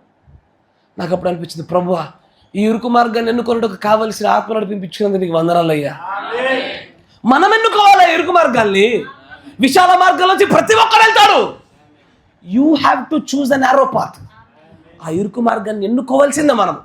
అందుకే అంటాడు చూడండి, దాన్ని నేను గ్రహించగలను. ఎస్, మోషే కూడా తన సొంత మార్గమును ఎన్నుకొనెను. నా మాట వినండి. నేను మళ్ళీ చెప్తున్నా, నేను గత గంట నుంచి అరుస్తున్నటువంటి ఈ మాట ఎక్కడో సుకేష్ యొక్క సొంత దశలో చెప్పింది కాదు, వర్తమానములో నుంచి 60 ఏళ్ల కింద వచ్చిన యెహోవా ఇలాగూ సెలవిచ్చుచున్నాడన్న మాటలోకి వచ్చిన వర్తమానం ఇది. అంటే మోషే కూడా తనకు ఒక చాయిస్ ఉంది తన ముందు. ఏమని? రాజ్యగృహం వైపు వెళ్దామా, లేదా వాక్యం కోసం నిలబడితే వీరి చేత తరమబడి పారిపోవాల్సిన పరిస్థితి వస్తుంది. ఇక్కడ ఏ నిర్ణయం తీసుకోవాలి నేను? ఇది విశాల మార్గం, ఇది ఇరుకు మార్గం. ఇక్కడ నాకు పనులు ఉంటారు, పనిచేసే సేవకులు ఉంటారు, ఏదడితే తీసుకొచ్చి ఇస్తారు, నాకు ఏ కష్టము నష్టము రాకుండా చూస్తారు. అనేక మంది వైద్యులు వచ్చి నాకు సహాయం చేస్తారు. ఇటు వెళ్ళామా ఎడారుల్లో పరిగెత్తి జీవించాలా, దొంగ వలె పారిపోయి బ్రతకాలా, డబ్బు ఉండదు, నేను ఏది చేయలేను. నా కొడుకు ఏదన్నా నాకేమైనా కొని అంటే నేను కొనియలేను, నాకు తెలుసు. కానీ ఈ ఇరుకు మార్గాన్ని ఎన్నుకోవాల్సిన పరిస్థితి ఒక రోజున మోషే ముందు పెట్టబడినప్పుడు కూడా ఆయన అంటాడు, ఏమని? ఇప్పుడున్నటువంటి ఆ రాజ్య మహిమను వదిలి పరలోక రాజ్య మహిమ కోసము సమస్తాన్ని పెంటగా ఎంచాడు అంటాడు దేవుడు. దాన్ని దేవుని యొక్క ప్రవక్త అంటాడు, ఏమని మళ్ళీ చదవండి. మోషే కూడా తన సొంత మార్గమును ఎన్నుకొనెను. నీవు సరైన ఖచ్చితమైన మార్గమును ఎన్నుకొని ఉన్నావు. సరైన తీర్మానము, అది నా మార్గము. That is my way. English లో చూస్తే క్యాపిటల్ లో రాసి అండర్లైన్ చేస్తారు దానికి. అంటే తెలుసా, అసలు దేవుని మార్గంలో దేవుని ప్రేమలో ఉన్నామని చెప్పడానికి ఏకైక రుజువు ఏంటో తెలుసా? కష్టము, కరువు, ఉపద్రవము, వస్త్రహీనత, హింస. ప్రభువు కోసం నిలబడుట వల్ల వచ్చేవే ఇవి. ఇవన్నీ అందరి ముందు పెట్టబడ్డాయా. నేను మళ్ళీ చెప్తున్నా, నా మాట వినండి. దేవుడు మిమ్మల్ని ఎవరిని ప్రేమించకుండా ఉండలేదు, మీ అందరినీ ప్రేమించాడు, మీ అందరి ముందు పెట్టారు. అనేకులు తమ సొంత భక్తి వల్ల, తమ సొంత జ్ఞానం వల్ల, సొంత నిర్ణయాల వల్ల దేవుడి మార్గం నుంచి తప్పి విశాల మార్గంలో అడుగులేసి ముందుకు సాగిపోయి భక్తిహీనులు అయినారు. Yes or no? దేవుడు ఒక రోజున ప్రతి ఒక్కరి ముందు పెడతారు. నా కోసం ఉపద్రవం అనుభవిస్తావా? పెడతాడు. కానీ ఉపద్రవం భయం వేస్తుంది, ఉపద్రవం కష్టాన్ని కలగజేస్తుంది, ఆ గాబరా జీవితాన్ని కలగజేస్తుంది. వద్దు ఇటు దుంకుతాం, లోకస్తులు చేసినట్టుగానే. విశాల మార్గంలో నుంచి ఉన్నటువంటి ఒక్కసారిగా మనం ఇరుకైన మార్గం నడవలసిన వారమే ఉండగా విశాల మార్గం నడిచేసాం మనం. కానీ బరణం గారి గురించి దేవుడు అంటాడు, నీవు నా మార్గాన్ని ఎన్నుకున్నావు, నీవే ఎన్నుకున్నావు, నేను ఇవ్వలే, నేను ఎన్నుకోమని చెప్పలే నీకు. అంటే నేను వచ్చి నేను బలవంతంగా చేర్పించలే, నువ్వే ఎన్నుకున్నావు. నీకు ఆ సమయంలో 2 మార్గాలు ఉన్నాయి మోషే ముందు పెట్టబడినట్టుగా. విశాలమైన మార్గం గుండా వెళ్తావా, ఇరుకు మార్గం గుండా వెళ్తావా? దేవుడి కోసం నిలబడినప్పుడు ఆ ఇరుకు మార్గం గుండా పోవుటే దైవికమైన ప్రేమ. దయచేసి దైవికమైన ప్రేమ అంటే ప్రభువుని ప్రేమిస్తున్నా, నేను సంఘానికి వస్తున్నా, దశమాంగం కడుతున్నా, మీటింగ్స్ అన్ని అటెండ్ అవుతున్నా, రోజు పొద్దున అయితే ప్రార్థన చేసుకుంటున్నా, ఇంతే అనుకోని దీన్ని దైవికమైన ప్రేమ అనుకోకుండా మీకు దండం పెడుతున్నా. ఆ యొక్క సంఘ శాఖ లేకపోతే ఆ పాలు తాగేటువంటి వర్తమాన జ్ఞాన స్థాయి నుంచి మీరు బయటకు రండి. మీరు బయటకు రావాలి. నిజమైన దైవికమైన ప్రేమ అంటే రక్తం కారణంతగా పోరాడాలా, దేవుడి కోసం వస్త్రత అనుభవించాలా, దేవుడి కోసము ఉపద్రవాలు, హింసలు, ఖడ్గాలు అనుభవించాలా. అయినా సరే అవేవి కూడా మనల్ని దేవుడి ప్రేమ చేయడం ఆపలేవు. ప్రేమించింది ఆయన, ఎక్కడ మనల్ని ఎడబాపుతాయ్యా? ఇప్పుడు నా కొడుకుంటాడు, వాడిని నేను సరిదిద్దడం కొరకు ఒక దెబ్బ కొడుతున్నా, ఆ దెబ్బ వాడిని చంపుద్దా? చంపునట్లుగా నేను కొడతానా? ఆ దెబ్బ నేను వాడిని ప్రేమింపకుండా ఆపుతుందా? నేనే శిక్షించాను, దాన్ని ఆపేవాడిని కూడా నేనే. అంతేనా? కొట్టడం ప్రారంభించిన వాడిని నేనే, ఆపువాడు నేనే. ఆ శిక్షనిచ్చింది దేవుడే, తీవాడు దేవుడే. అది కదా మనం నిలబడవలసిన స్థానం. తర్వాత చదవండి అంటాడు, అయ్యా నా మాట జాగ్రత్త, ఇవన్నీ యెహోవా ఇలాగూ సెలవిచ్చుచున్నాడు, అన్న మాటలు ఇవి ప్రభు తానే నేరుగా పలికింపజేసిన మాటలు. ఇవి ఎవరో మానవుడు పలికిన మాట కాదు, డానీ హెన్రీ మాటలు కాదు. డానీ హెన్రీ కేవలం ఒక పాత్రగా, ఒక నోటి బూరగా వాడబడి అతనిలో నుంచి భాష రూపంలో ప్రభు పలికిన మాట. అందుకంటాడు, నీవు నా మార్గాన్ని ఎన్నుకున్నావు, ఇరుకైన మార్గాన్ని ఎన్నుకున్నావు, నీవే ఎన్నుకున్నావు. తర్వాత పరిశుద్ధాత్మ తిరిగి మాట్లాడుచుండెను. ఇప్పుడు చూడండి ఏమంటున్నాడు, ఈ క్షణికమైన తీర్మానములను బట్టి నీ కొరకు పరలోకములో పెద్ద భాగం ఎదురు చూచుచున్నది. నాకు గురట కలుగుతుందయ్యా. ప్రభువు కోసం వలనైనటువంటి ఉపద్రవం కానీ, ఒంటరితనం కానీ, కష్టం కానీ, ఇరుకులు కానీ, ఇబ్బందులు కానీ, అప్పులు కానీ నాకేమనిపిస్తుందో తెలుసా? ఎస్, ఒక రోజున ఖచ్చితంగా నేను పరలోకానికి ఎంటర్ అవుతున్నప్పుడు నాకు గొప్ప స్వాగతం దొరుకుతుంది. అక్కడ ఉండే చుట్టుపక్కల దూతలను చూడగా నాకు అనవసరంగా వాళ్ళంతా ఒక ఆయన నిలబడతాడు, 2 చేతులు చాచుతాడు. నా కోసం నువ్వు ఎంత ఎదుర్కొన్నావు నేను చూసా, నా కోసం నువ్వు ఎలాంటి ఉపద్రవాలు పడ్డావో నాకు తెలుసు, నా కోసం ఎంత వస్త్రహీనత చూసావో చూసా, నా కోసం ఎంత కరువు ఎదుర్కొన్నావో నాకు తెలుసు అని ఒక్కసారి ఆయన మన దగ్గర తీసుకొని ఆ భుజముల పైన మన తల పెట్టుకొని మాట్లాడుతున్నప్పుడు ఆ అనుభూతి కావాలయ్యా. వినేది దాట ఈ రోజున సంఘాలకు, విశ్వాసులకు, ఆ ఎత్తబాటులో ఉండే వాళ్ళకు పొందేది అదే. అసలు ఎత్తబాటులో ఉండేది కూడా ఇలాంటి వాళ్ళే. ప్రభువు కోసం హింసలు, ప్రభువు కోసం కష్టాలు, ప్రభువు కోసం ఇరుకులు, ప్రభువు కోసం వస్త్రహీనత, ప్రభువు కోసమే అప్పులు. మన వ్యక్తిగతమైనటువంటి కారణాల కోసం చేసే వాటి వల్ల ఎవరికి లాభం అయ్యా? నాకు అర్థం కాదు. ఎవరికి లాభము? దానివల్ల పరలోక రాజ్య సంబంధమైనటువంటి ఏ మేలు కలుగుతుంది నాకు, నీకు? ఎవరికి కలగదు. నాకైనా నీకు ఎవరికి కలగదు అది. అంతేనా? నా రాబోయే తర్వాత తరాల కోసము ఒక 100 ఎకరాలు కొనిపెట్టినా ఏ లాభము? ఎవరికి లాభం అది? నా కొడుకులు ఇద్దరిని నేనేమన్నా, నా కొడుకుల్ని రాబోయేటువంటి ఎవరైనా సరే నా పిల్లల్ని నేను తీసుకెళ్ళగలుగుతున్నాను పరలోకానికి? ఎక్కడ ఇన్వెస్ట్ చేయాలో ప్రజలకు అర్థం కావట్లేదు, ఎక్కడ పెట్టాలో తెలీదు. దైవికమైన ప్రేమ ఏంటో అర్థం కావట్లేదు ప్రజలకి. అయ్యా అపోస్తులు పేదవారు, మీరు ఆలోచన చేయండి. అపోస్తులు పేదవారు, వాళ్ళ దగ్గర ధనం లేదు. నిజం చెప్పాలంటే వాళ్ళకంటే ఏ ధనం, ఎందుకంటే వాళ్ళన్నీ వదిలేసి వచ్చిన వాళ్ళు. కానీ అయినను సరే వారిలో దేవుని ప్రేమ ఉందని దేవుడు ఎట్లా చెప్తున్నాడంటే రక్తాలు కారణంతగా పోరాడారు కాబట్టి, వాళ్ళు ఎక్కడ దానికి వారి కోసం ఏది ఆశించకుండా ఉన్నారు కాబట్టి దైవికమైన ప్రేమలో ఉన్నారు అని అంటున్నాడు ఆయన. తర్వాత చూడండి అంటాడు, పరలోకములో పెద్ద భాగం ఎదురు చూచుచున్నది, నీ కొరకు కనిపెట్టుచున్నది. ఏది పెద్ద భాగమా? ఆ భాగం ఎక్కడ తెలుసా? నేను ఈ భూమి మీద ఉండి అక్కడ సంపాదించుకున్న ఆ పరలోకపు సంపాదన. మీరు ఆ మాట పెట్టినారా? భూమి మీద ఇక్కడే నేనుండి అక్కడికి రెగ్యులర్గా డబ్బులు పంపిస్తున్నాను. ఏంది? మనీ ట్రాన్స్ఫర్లో. కష్టాల గుండా, ఉపద్రవాల గుండా, వస్త్రహీనత గుండా ప్రభువు వలనైనటువంటి అక్కడ నేను సంపాదించుకున్న ఏ హ్యూజ్ పోర్షన్, అతిపెద్ద భాగం నా కోసం ఎదురు చూస్తున్నది. తర్వాత చూడండి, నీ కొరకు కనిపెట్టుచున్నది. ఎంత మహిమకరమైన నిర్ణయము. ఏంటంటే ఈ నిర్ణయమే మహిమకరమైనటువంటిది. ఈ నిర్ణయాన్ని దేవుడు ఆనందిస్తున్నాడు. ఈ నిర్ణయంలోనే ప్రభువు చూస్తున్నాడు. ఈ నిర్ణయాన్ని బట్టే ప్రభు ఖచ్చితంగా ఒక రోజున మీకంటూ నియమించిన పెద్ద భాగాలు ఎదురు చూస్తున్నాయి. తర్వాత అంటాడు చూడండి, ఇప్పుడు జాగ్రత్తగా వినండి. అయ్యా ఇప్పుడు జాగ్రత్తగా వింటారా? వినండి. ఎంత మహిమకరమైన నిర్ణయము. ఎందుకు జాగ్రత్తగా వినమన్నాడో తెలుసా? క్షమించాలి, ఎందుకు జాగ్రత్తగా వినమో తెలుసా? ఎందుకంటే అసలు ఇలాంటి ఒక మార్గాన్ని ఎన్నుకోవాలన్నా, ఆ మార్గంలో నడవాలన్నా, ఆ మార్గం గుండా వచ్చే శిక్షలు జయించాలన్నా అసలైనటువంటి సూత్రాన్ని చెప్పబోతున్నాడు. ఆయన అంటాడు, ఇప్పుడు జాగ్రత్తగా వినండి. ఇప్పుడు చూడనా, ఎంత మహిమకరమైన నిర్ణయము నువ్వు తీసుకుంటివి. ఇది దానికి అదే సమకూడును, ఉమ్, నెరవేరును. ఉమ్. దైవిక ప్రేమలో అద్భుతమగు జయమునిచ్చును. అయ్యా, ఇదంతా కూడా దైవికమైన ప్రేమలో అద్భుతమైన విజయం. The tremendous victory in the love divine. దైవికమైన ప్రేమలో ఉన్నవాడికి శిక్షలు వస్తాయి. ఆ శిక్షలో ఉన్నవాడికి కరువులు, ఉపద్రవాలు, వస్త్రహీనత, హింస, బాధ, నష్టము, కష్టము, రోగము ప్రభు కోసం వస్తుంది. దానిలో నుంచి మరలా వాడు దాన్ని జయించినట్టుగా చేసేదే దైవికమైన ప్రేమ.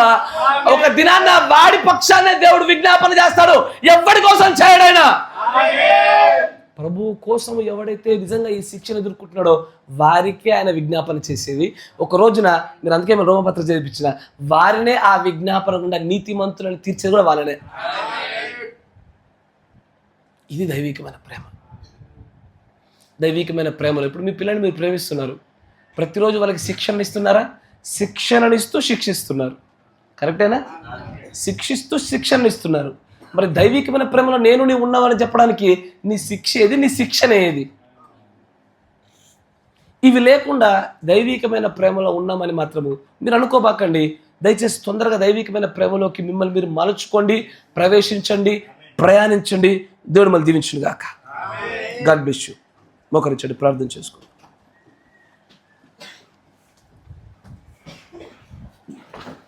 నూతనమైనవి గ్రహించుచున్నారా?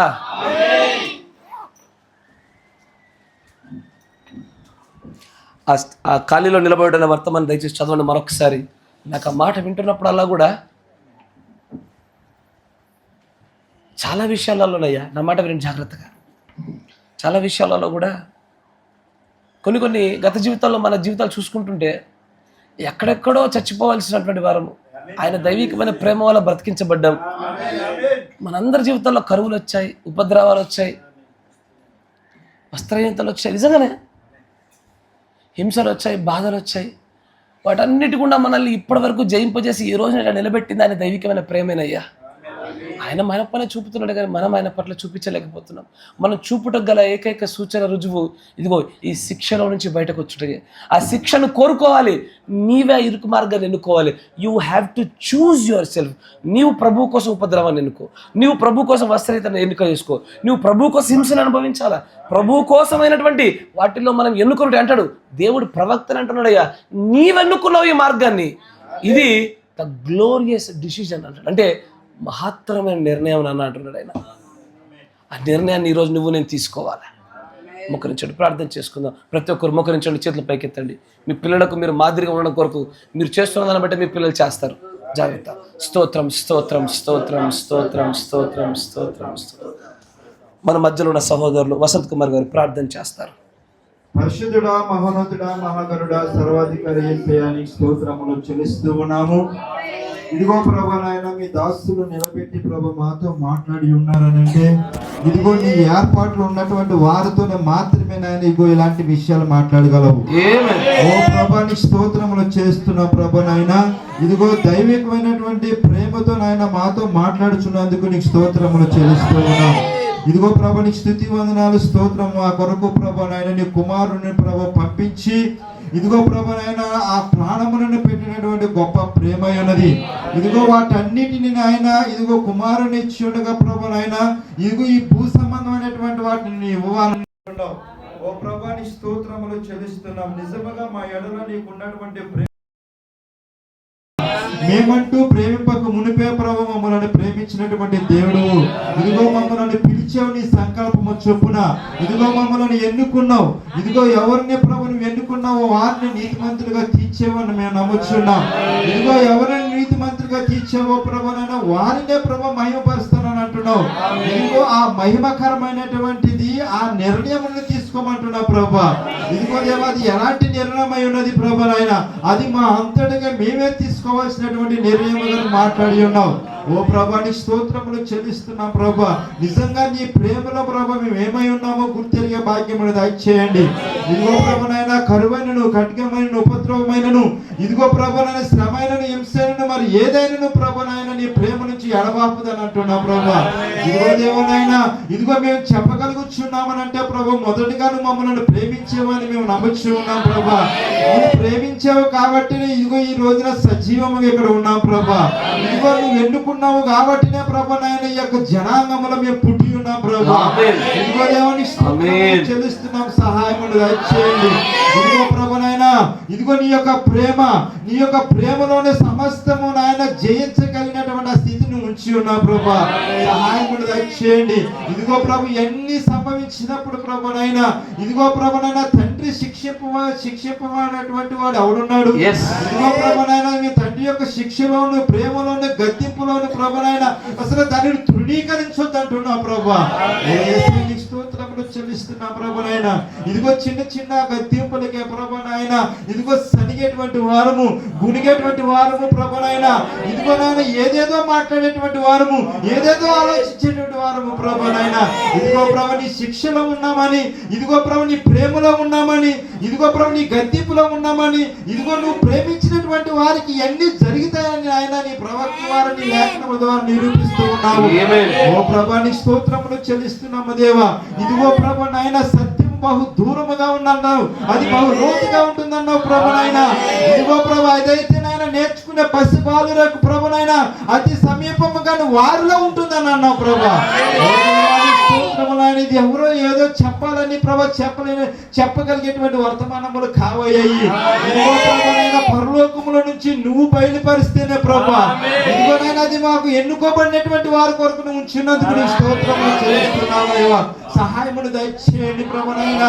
ఇదిగో రంపములతో కొయ్యబడ్డారు, ఇదిగో ప్రభు కొరలతో కొట్టబడ్డారు, ఇదిగో ప్రభునైనా ఇదిగో రాళ్లతోను ప్రభు గుహల్లోను నాయన ఇదిగో గొర్రె చర్మములు వేసుకొని ప్రభునైనా ఎన్నో రకాలైనటువంటి ఇబ్బందులు పడి ఉండగా ఇదిగో నాయన వాళ్ళందరూ జయించారని అంటున్నావు ప్రభునైనా.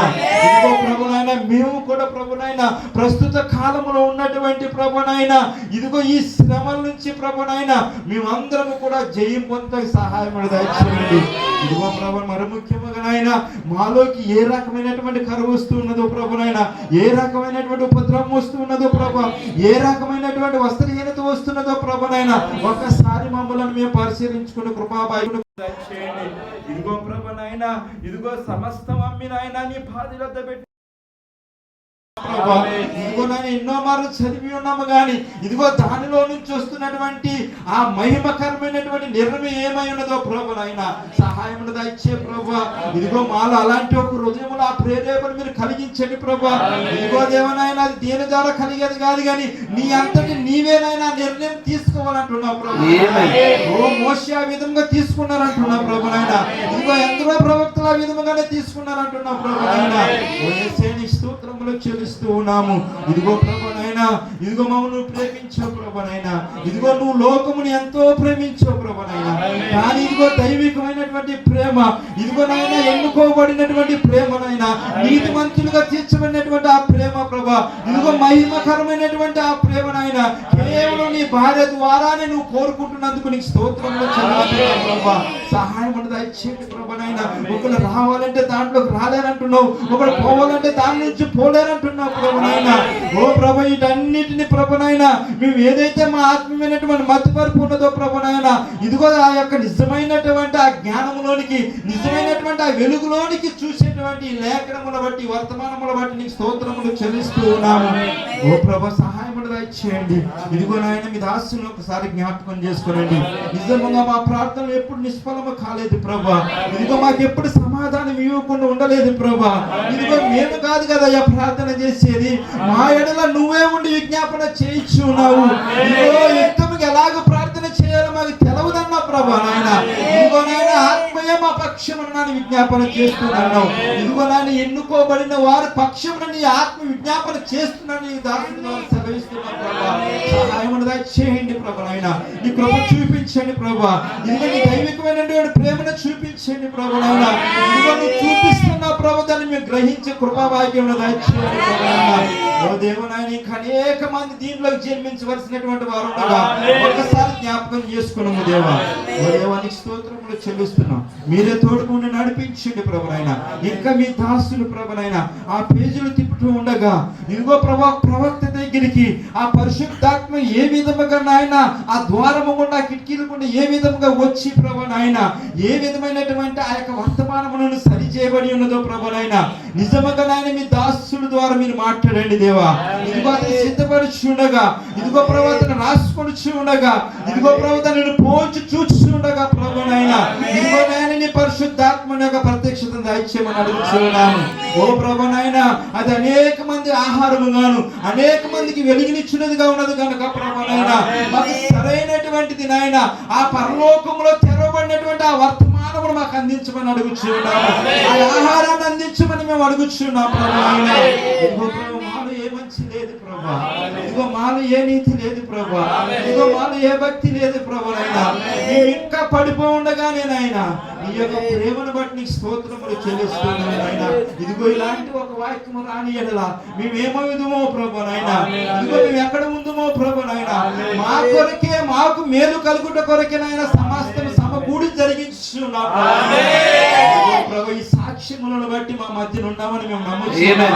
ఈ వర్తమానములను బట్టి మా మధ్యన ఉన్నామని నమ్ముచున్నాం దేవా.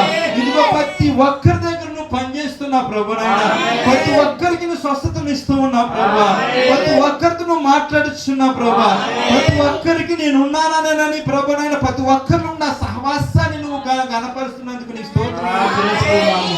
ఇదిగో ప్రభు సహాయం దయచేయండి ప్రభునైనా. నీ దగ్గర తప్ప మాది ఎక్కడ మాకు ఎవరు ప్రభునైనా. ఇదిగో నీవు తప్ప మమ్మల్ని శిక్షించువాడు ఎవరయ్యా నాయన, నీవు తప్ప మమ్మల్ని గద్దించువాడు ఎవడయ్యా ప్రభునైనా.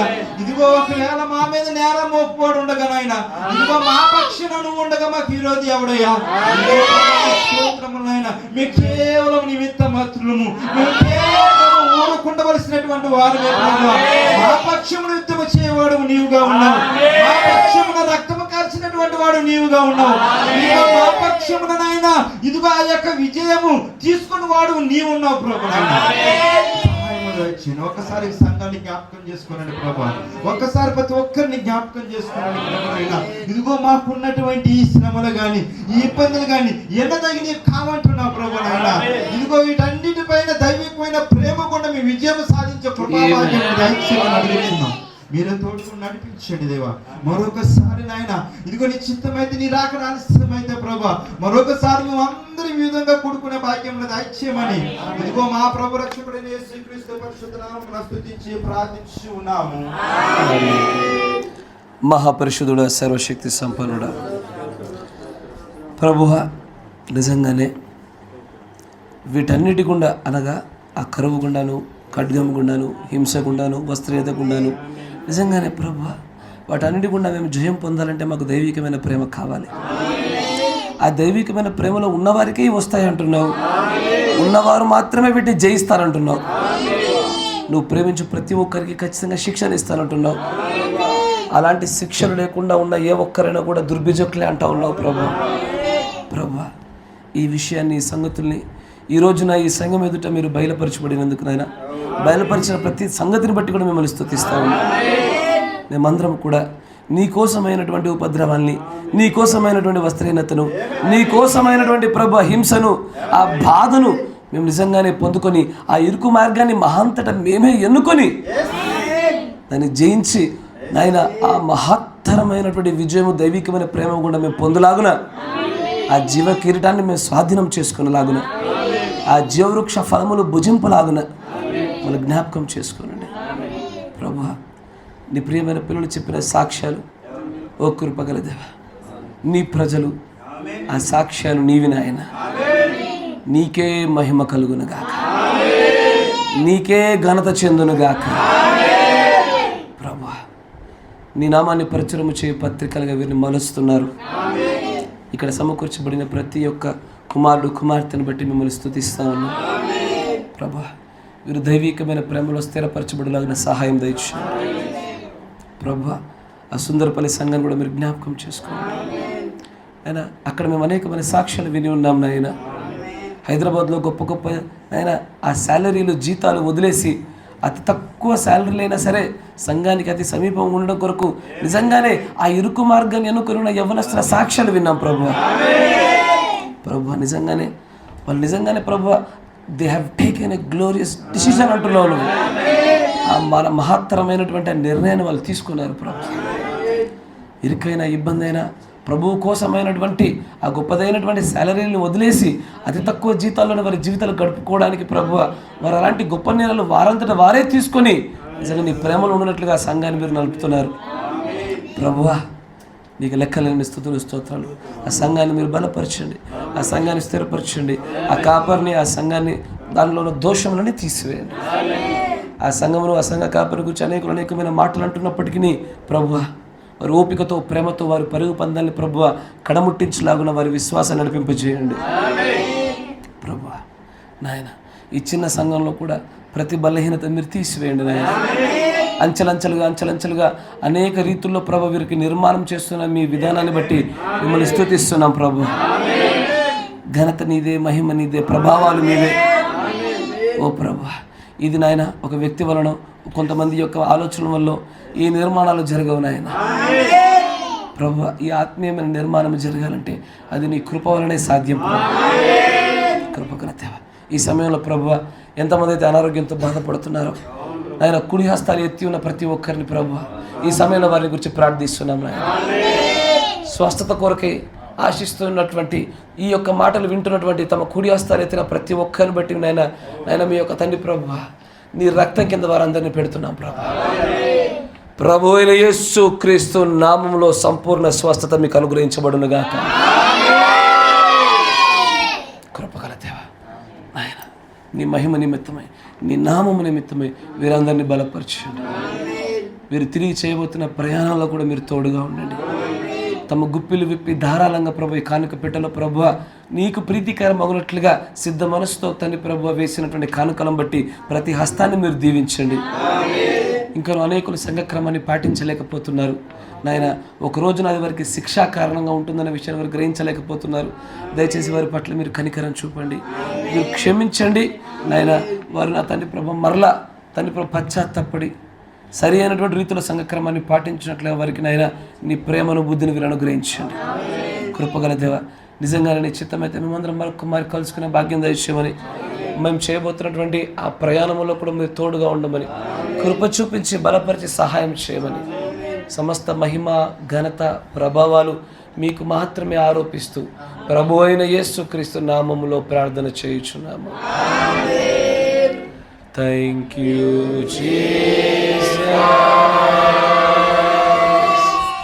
Thank you Jesus. Thank you Jesus. Thank you Jesus.